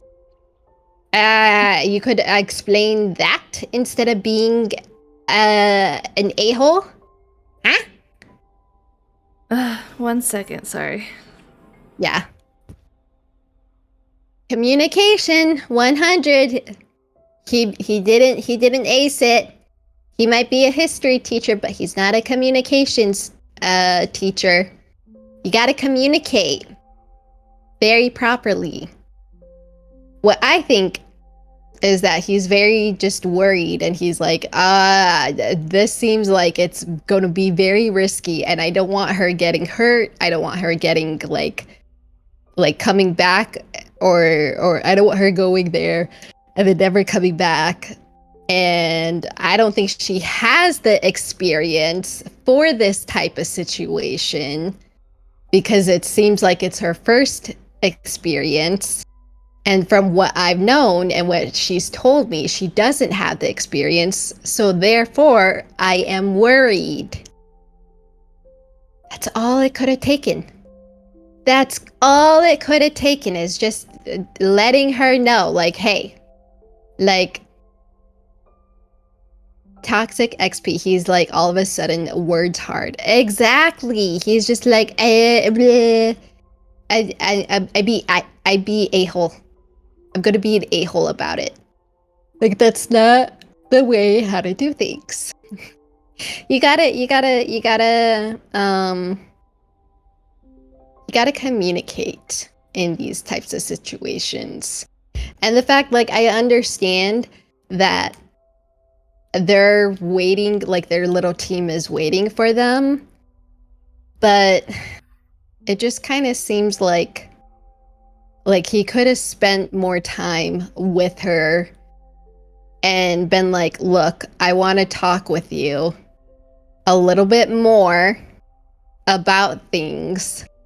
The meeting is being rushed. We will come back to this later. Like, he's got to come back to the room eventually, you know what I mean?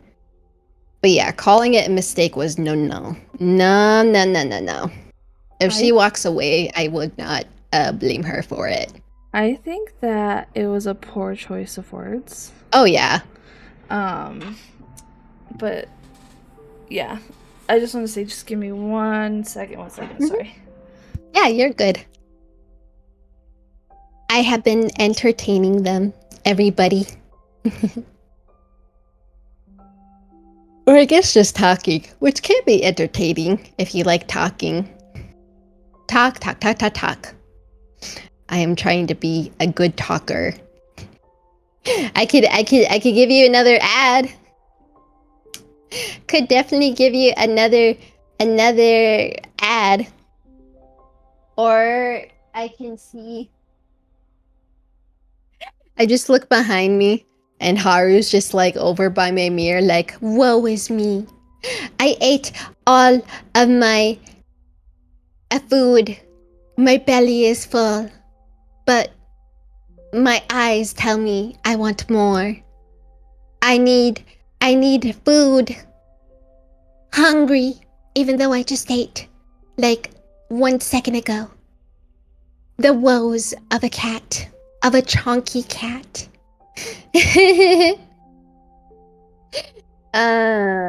Yes, he explained nothing about why he's saying what he's saying and chose words poorly. He's needed to chill and talk about it. I agree thoroughly. He definitely needed to chill and to there needed to be like some kind of semblance of like, look, I think you definitely need, like, I from what I could see is that he said no to her because he was worried about her. I think that's what it all came to at like the end of the day. But he did not explain himself very well. He did not communicate it. And with the stressful situation going on right now and the need for being rushed, I think he's not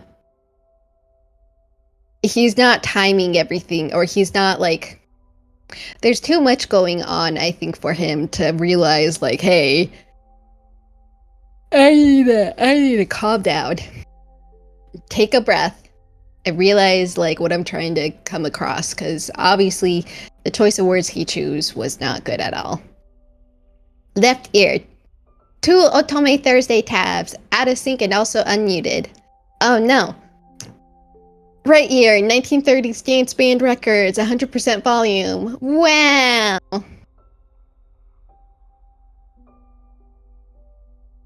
But hopefully he could get it. But yeah, no, I would understand if Luna ended up being like, okay, so he said it was a mistake to bring me here. He said that it was a poor choice of words, but he hurt me quite a bit.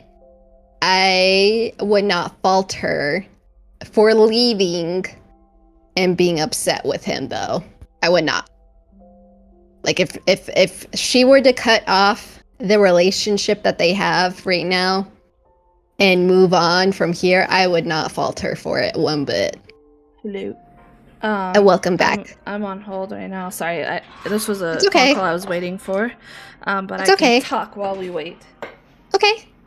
No worries. I feel like this was like just very. I feel like he just was a little too. How do you say? He was too overprotective and too intense about everything and didn't take the time to explain exactly what was going on. Yeah, I don't know if you caught it, but that's kind of what I was saying as well too. Yeah. Yeah. I just feel like he could have definitely handled that better. Oh yeah. Oh yeah. Like it was just so poor of a way of him handling it that. For sure. Be like, Um, no, you are not going because I am worried about you. And I don't think, from what you have told me, that you do not have the proper experience for this. And therefore, I am worried if you get hurt. yeah. That would have been a lot better. It definitely would have been. Like, I feel like it would have been just a lot better if he was like, hey, look, I need to be honest with you and tell you that I wouldn't be able to handle it if you went with, because it's just, I know you can get hurt. I know that something could happen to you, and I don't think I would be able to handle it Mhm. if that happened.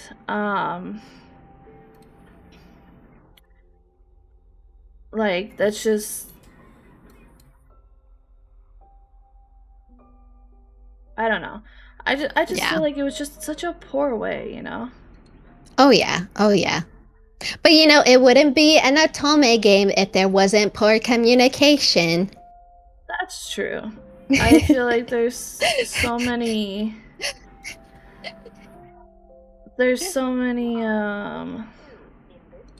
like there's just so many things that why can't they just communicate, you know? Why Because can't there you- wouldn't be a game. There wouldn't be a game if they didn't communicate properly. I guess, but like, come on. Do you want a good game with drama, or do you want boring communication? No, we live for the drama. We do live for the drama, but But theoretically, if this was happening in real life, yes. But this is not real life. This is Otome game, and we live for the drama. yeah. I don't know. It's just, it bothers me so much because, like, why can't we just talk to each other? Just stop and say, I can't have you in harm's way, otherwise I won't be able to handle it all. Blah blah blah blah. Or plot. I mean, yes. It's for plot. I know it's for a plot, but the only thing I have to say is plot these nuts on your face. Alright, we can continue while I'm on hold. If I disappear suddenly, it's because they answered finally. Yeah, that's fine. Without even giving me a second to protest, the professor briskly exits the room with the official without even so much as glancing back.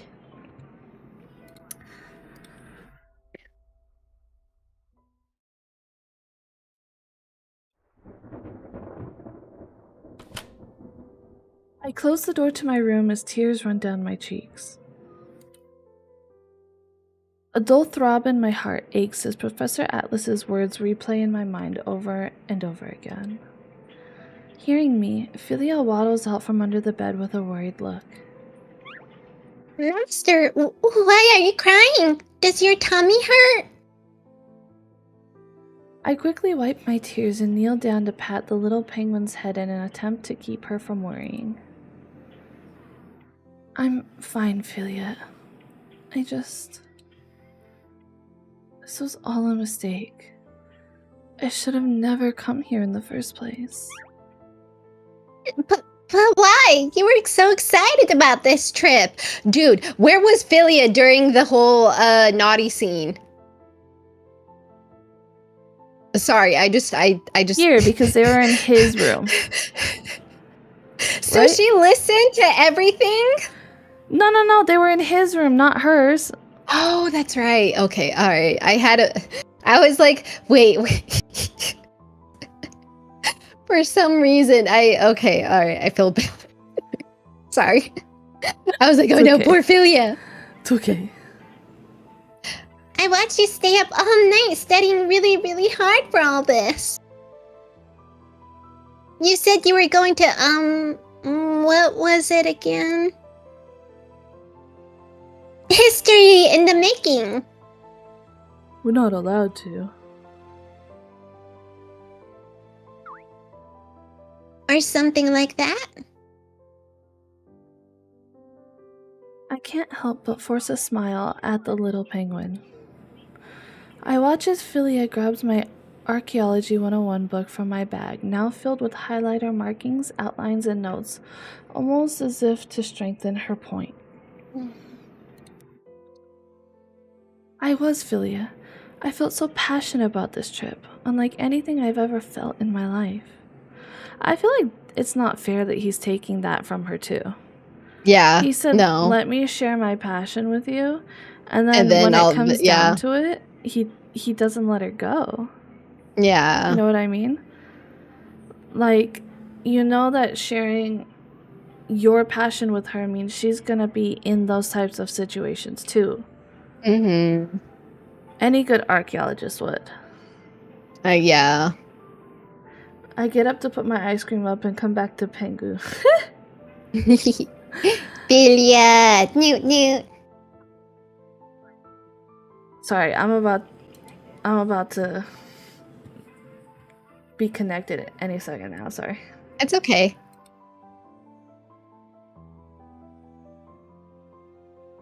But I don't know. Why? Plot. Like, because I'm wondering if maybe he thinks that something's going on and he's worried? It could be, but I mean, we still don't have enough information. I just like at the end of the day, we know that he's worried about her, but obviously it's not relayed properly.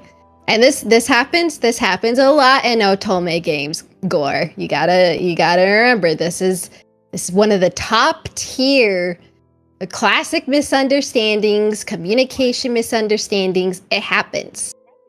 We would not have the plot if we did not have these. Yes, it should be done in certain ways. Yes, they should communicate. But it's a game. At the end of the day, it is an Otome game. And what do they thrive on? They thrive on drama! I know. And yes, it will. They have the drama so that they could go ahead and clear up the misunderstanding. You know it's going to happen. There's going to be. They have the oh no, so sad. Only for there to be oh yay happy moments. They cleared up the misunderstanding. It's going to happen. Don't worry. Like I promise it would. I promise it will. All right. Happens like clockwork every time. I have not played this game, but I guarantee you, if it happened in what's his face's route, it'll happen in this route. I guess. Well, I guess since technically she was meant to end up with the other dude, what's gonna happen? You mean like that's like technically like her soulmate? Yeah. Well, I don't see. Here's the thing. In there's either going to be two different things that I think they're going to do. Is that one, is that they're going to state that every route is going to be like, oh, that's actually like her soulmate, and they're going to remember everything. They could either do that, or like I think I've explained this a little bit before, that in every Otome game, they kind of have a quote unquote true route, which means that like one specific character, or just like, it doesn't have to necessarily be a character. Sometimes it could be kind of like a reverse harem type of like ending, where like the main character doesn't get with anyone, but like it's kind of implied that like all the guys like her, so like she could have a harem. There's just like different types of ones, but most Otome games will have your one standard quote unquote true route ending, where like that's that, like it goes a little bit further than most different chapters, and it has like different things, and at the end of the day it's like, oh, the MC was actually like, this is your canon story, quote unquote, and all the other routes are just kind of like your like if you decide, you know, like if it happened, but it like it doesn't, for this route it wouldn't matter. Like he doesn't exist in this route. None of the other males exist in this route. So this is just Florian's route. So we'll see if they do this thing where they say like, oh, like they're soulmates, or if they end up doing the thing where what do you call it? They end up, it'd be kind of interesting if they didn't say that he was her soulmate, just because like then we would know that like the other guy, like, oh, okay, like yeah, he's like a soulmate. But this is like another route like she could definitely go through. So I hope I'm explaining that right.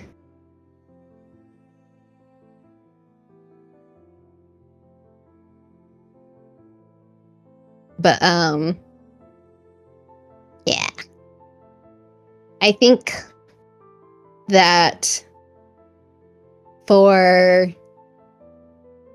and we're still relatively not like, I think we're getting towards the end, but we're not, like there's a few more chapters left over. So there definitely is still more to see. I do think that using the soul, like saying that Florian is her soulmate, I don't see it happening, just because that should be like for the other route. But who knows? I've never played this game before, so it's all new to me. And also, I'm pretty sure that Gore is on the phone. I'm back now. Oh, okay. Thank you so back. much, Kiki. You just kept going, and I was like, I love you. Well, I was just like, I don't know. She isn't like saying anything, and I'm just gonna keep trying to explain things. So. You're definitely right. I was on the phone. They answered. I got it done. I'm good. Yes. It's okay. You're good. Thank you. Yeah. All right. Let's go. But I hope you also heard a little bit. I heard the whole thing, actually. Okay, perfect. I was like, heck yeah. Yeah. So I don't know. We'll see. I am curious to see what they'll do for Florian, whether they'll do the whole, oh, he's your soulmate and he's not going to forget, or if they actually are only saving that for, I cannot remember his name, and that is awful. Enix?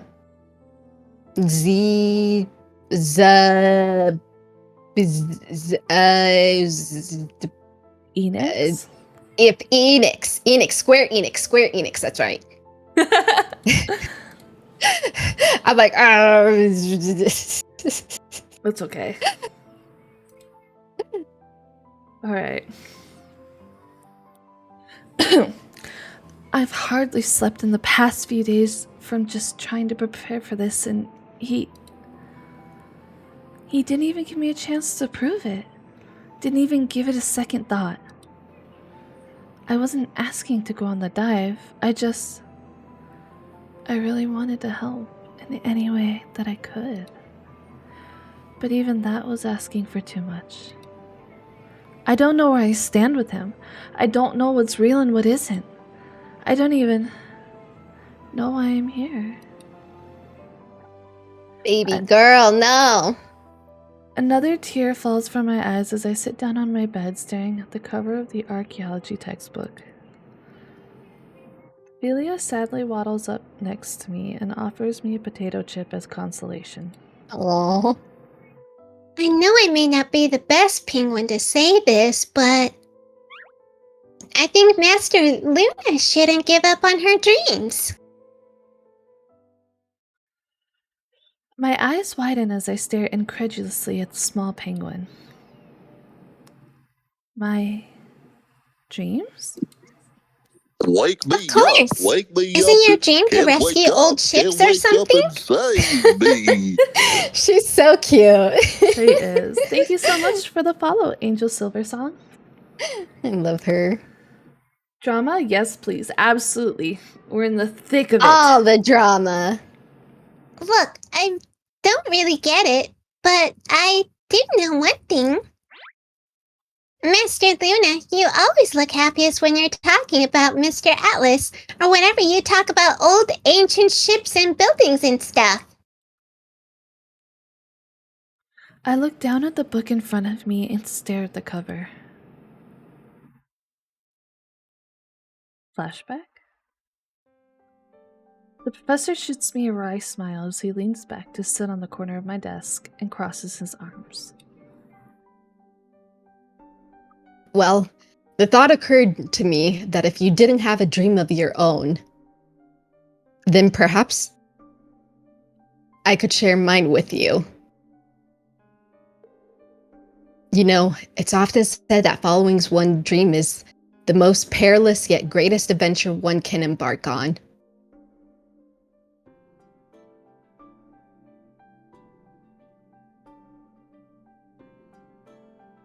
I stand up as my heart starts pounding at the realization I've come to. Philia stares at me, bewildered, as I pace around the room. But even so, I break into a smile as I spin around to face her.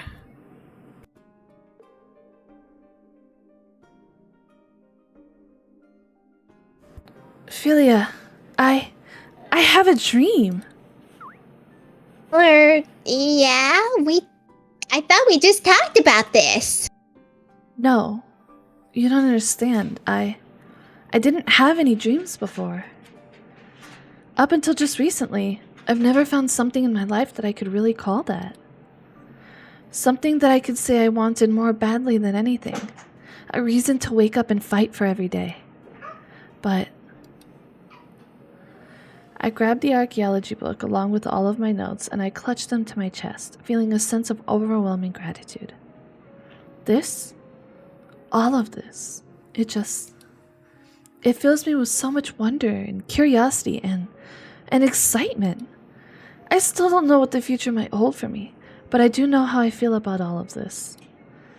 It makes me so happy. He makes me so happy. Philia smiles excitedly as she stares up at me. So does Master admit she has 2 dreams then?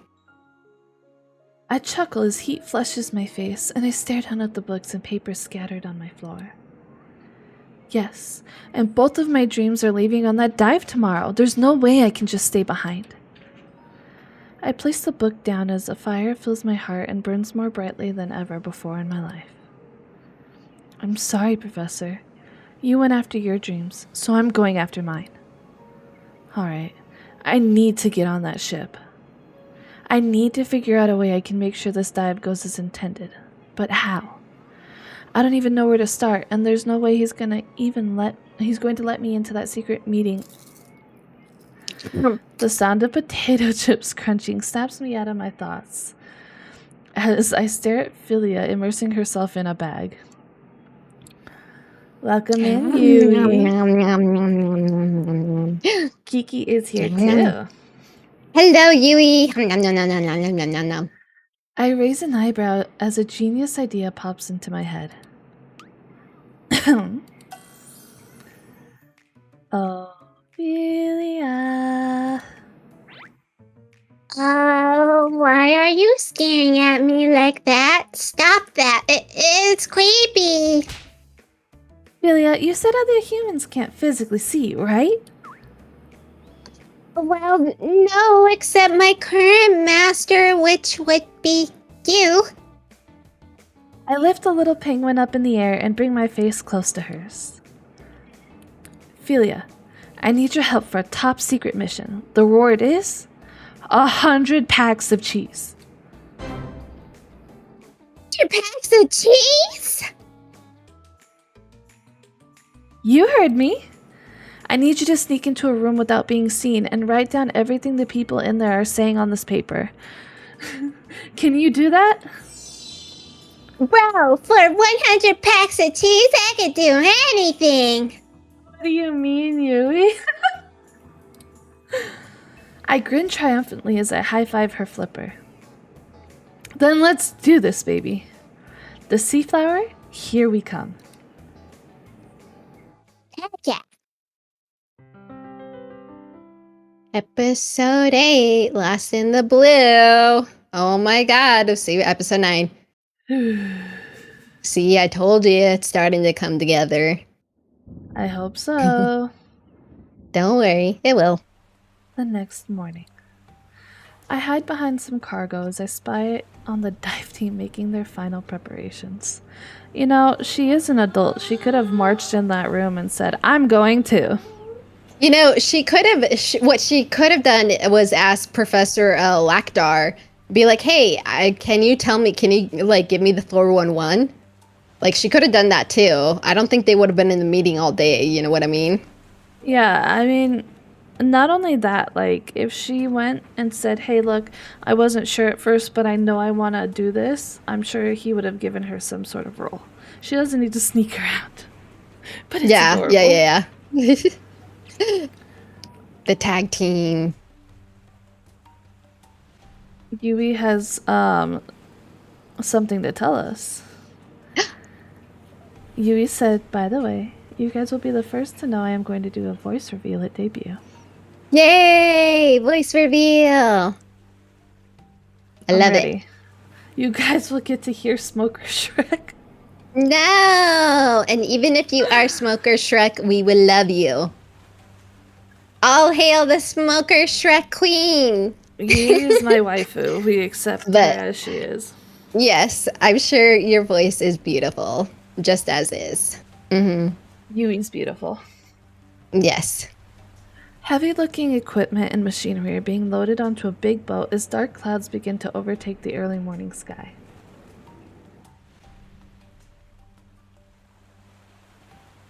You are what, Yui? Yui's so funny.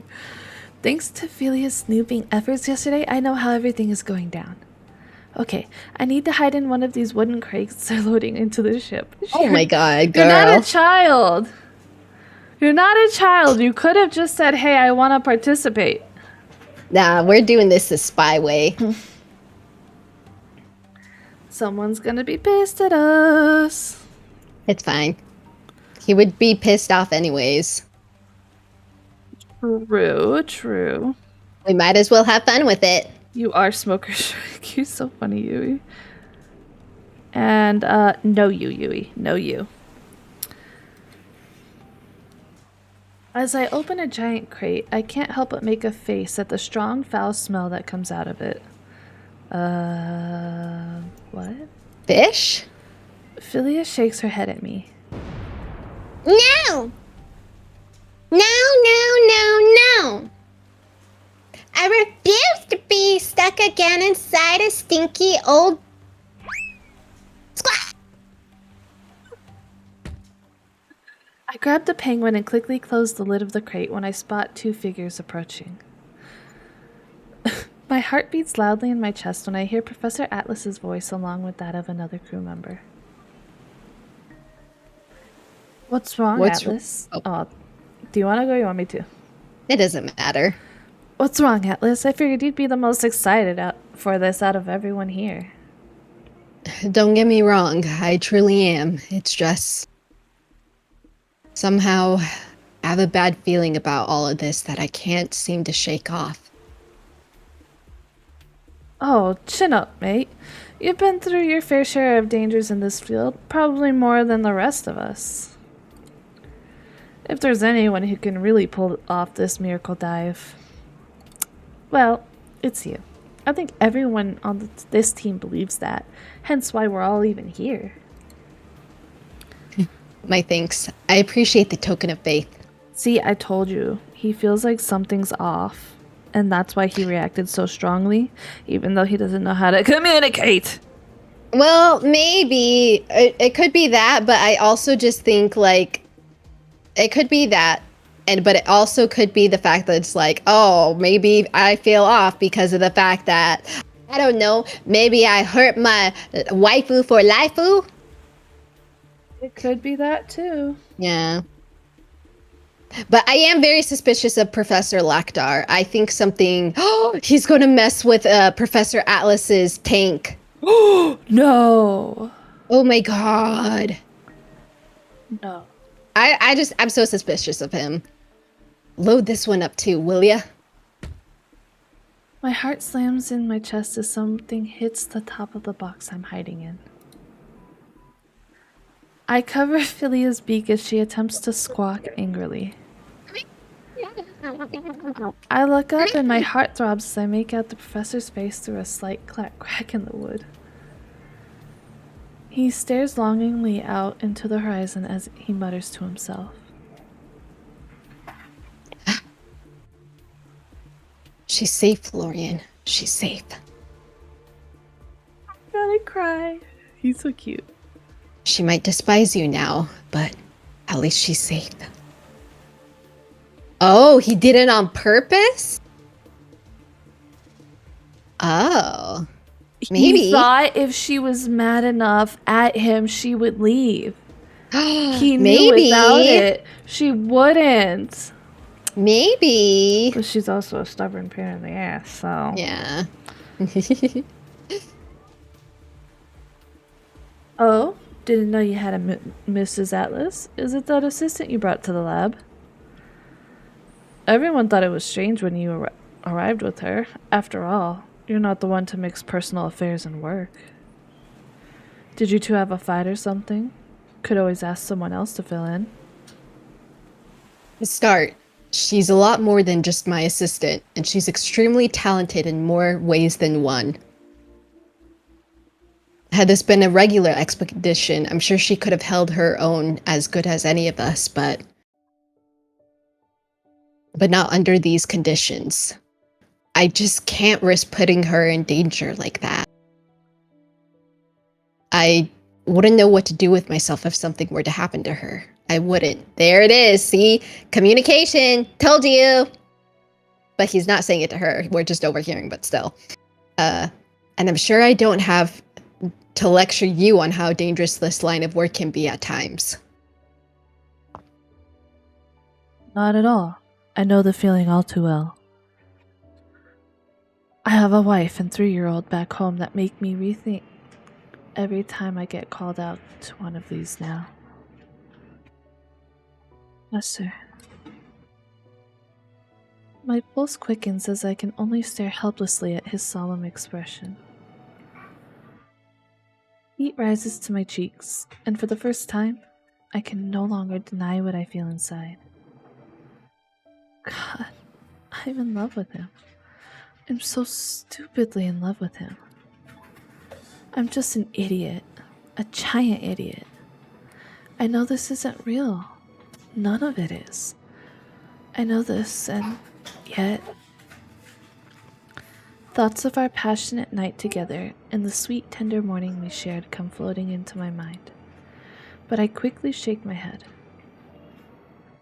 No, it's not the time for that right now. I have to focus on getting on that ship. Professor, I'm sorry. But I'll definitely show you what I'm capable of, and I'll make sure we get that relic, no matter what. Sorry. I look down to see Philia grinning suggestively as she makes kissy faces with her beak. Professor. My eye twitches as I put a finger to my lips. Shh! I hope you know they can't hear me. But I can, so shut up! Huh? Professor? Did you say something? She's gonna get found out. I know, right? Oh no. The ass chewing she's about to get. And then he's gonna be like, oh shit, she heard everything. I know, right? Philia and I gasp as we notice the top of the box has shifted slightly. I can see Professor Atlas's face from the opening as he looks the other way. No, if I'm busted here, it's over. It's all over. Quickly and carefully, I slide the box's cover back on properly without him noticing. Philia and I remain motionless as we wait for the verdict. No, I didn't say anything, did you? Oh, there's our cue. Seems it's finally time. I'll head out first and meet you on the dock. Yeah.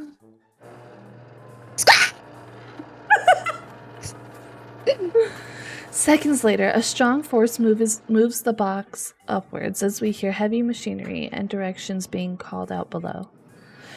I look out and gulp as I watch the box being lifted over the water and placed on the ship. And I accidentally clicked too fast. All while hearing Philia squawking. Imagine if they got onto the wrong ship. Oh God, no! I don't think that'll happen. But just imagine the shenanigans. She does all of this only to get on the wrong ship. Like, oh man, It's a fisherman ship. I know, right? Even from the box, I can feel the boat's velocity as it moves at lightning speed across the water. I can hear chatter and people barking orders from afar. Oh no. I stare at the green-looking penguin next to me as she waddles back and forth before falling onto the ground. Oh. How do you get seasick? You're a penguin, for crying out loud. I immediately shut up as we hear some crew members run along the sides next to us. Moments later, I feel the boat begin to slow down dramatically. After a few minutes, it seems to stop completely. I prop myself up and peek out from under the box's lid. I spot a giant diving cage being ascended over the water as Professor Atlas and other researchers now don diving suits. Oh gosh, his butt looks so good in that suit. I love how that's like her first reaction. She's like, Damn, that Yes. ass though. that butt.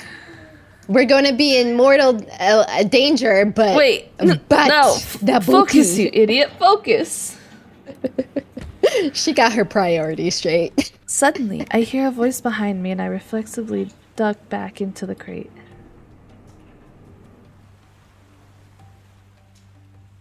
Yes, we're understaffed. Be less. All is going according to plan. I knew it. Were you I knew right it. the Evil. whole time? Evil. Evil. Evil. I knew it. I knew it. I knew it. I peer through the crack in the wood to see Dr. Lakdar's back as he speaks into a phone. You know what's really funny is that the voice filter that I'm using is called Monster. How Fortuitous. ironic. Yes, I'll let you know the second we find something. The relic will ensure we're sitting pretty for the rest of our lives. I knew it. It was him Knew the it. whole time. Knew I'm so disappointed. it. Knew it. Called it. A shame a certain professor won't be there to see it. He messed with the tank. He messed with the tank. I called No! that. Called it. I raise my eyebrow as I watch him hang up the phone and head down towards the dock. Sitting pretty? Is that what he said? I could barely hear him. Before I can think too much, I hear the roar of thunder. I peek out of the box to see the skies are growing darker. I look over at Professor Atlas as he stares out to sea. My heart tightens in my chest. If only I could go with him. No, wait. Now's not the time for self-pity. I came here on a mission. I gotta do what I can. Ooh. I turn around and grab a bag filled with tiny, glowing bottles. Philia and I stayed up all night making magically infused potions to help with the dive. What? We could do magic? These won't do much, but they should at least help them get to the ship faster without having to worry about the murkiness of the water. Alright, time to pour these bad boys out. Ready, Philia? Suddenly, a commotion on the deck catches my attention. We didn't do this in Enix's route. What the heck? There's magic? I guess mean, so. there's more magic, but excuse me, see? Plot. They're just convenient magic in this. I mean, there's magic because of the book and the spell, but I didn't know that we could actually do. There wasn't any spells last time, right?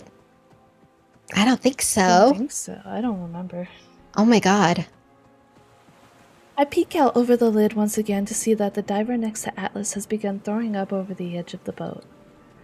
Various crew members attempt to help him, but his complexion is terrible and he can barely stand. I watch as people argue back and forth about what to do. Dr. Lakdar is screaming orders, but no one is following them as a wave of panic sweeps through the deck. Eventually, a haunting silence seems to cover the whole boat until... I'll go alone. No. No! No! Don't do it. It's a trap. No! Oh my god. I bet you the person who's throwing up got poisoned. You bastard. You rat bastard. My heart stops in my chest when I hear those words. Various crew members pipe up and protest, but Atlas shoots them his signature wry smile. Luna, this weird looking thing here. Can I eat it? I look back at Philia and see that she's unearthed a diving suit near the bottom of the box. I take in a slow shaking breath as I stare at the suit. Girl, you have no diving experience. Episode 8.5. 8.5? Whoa, wait, what? Hey, hi, Oh Mouse. my goodness. Mal, welcome in. Hi, Wendy. How are you? Oh my gosh! Thank you so much for the Wake raid. me up. Wake me up. Can't wake up. Can't wake Yay, up and raid. save me. So, for those of you who do not know who I am Core Goddess, your friendly neighborhood cyberpunk vampire. Lord to come. Thank you guys so much for the raid. We are playing an ultimate game called Love Spell. Love Spell so much. It's been so dramatic. And as always, if you need to raid and run, no problem. Make sure you're taking care of yourself. Alright, episode 8.5. I actually have to go. Oh no. I know. Alright, time to save. Yes, save. We didn't get a half portion. So I wonder if. Mm, I'm scared I- that we've gotten a half I portion. wonder. Yeah, I wonder if that means that. Well, because you said that all the routes have 12 chapters, right? They have. Or was it just only for Enix?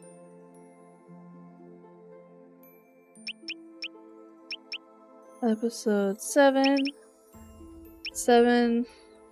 9, 10, 11. I think it I think- was 12. I think 12, yeah. But the thing is, so if Enix is considered the true route and like and we're getting like 8.5, I wonder if that means like everybody else is getting like 8 to 9 chapters, maybe. But I don't know. I don't know. Like we'll see what happens. Again, I don't know. So many questions. Not enough answers. Oh. So you've got to go, Kiki? Yeah, I'm sorry. That's okay. That's okay. Yeah, I'm sorry. Just when everybody came in too. I know. And right at the tension, the big I know the Kiki's big- trying to kill us with tension. I am. It's part of my plan to snatch you in, so you guys have to tune in next week to it. Exactly. Exactly. What will happen? What will happen? Oh no. This is turning out to be such a good game. I I like it. am loving it. Mhm. 10 out of 10. I am loving it. Yes. There's just so much going on. It's been so fun. I don't know. I really like how it's going so far. It's nice. Yes.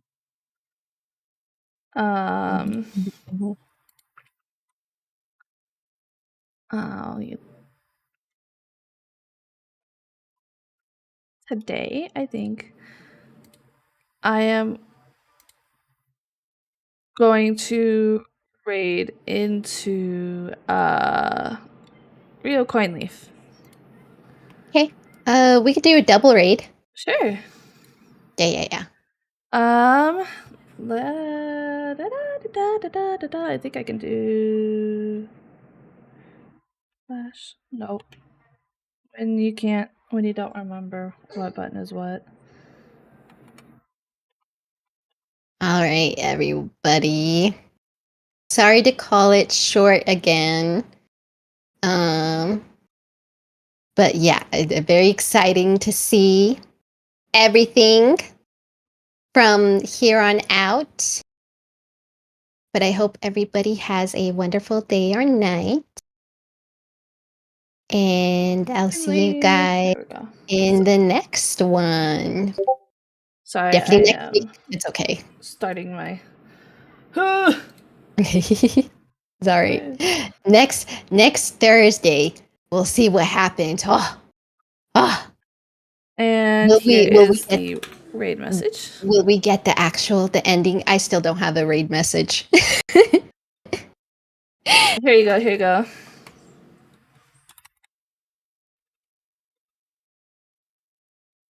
I gotta.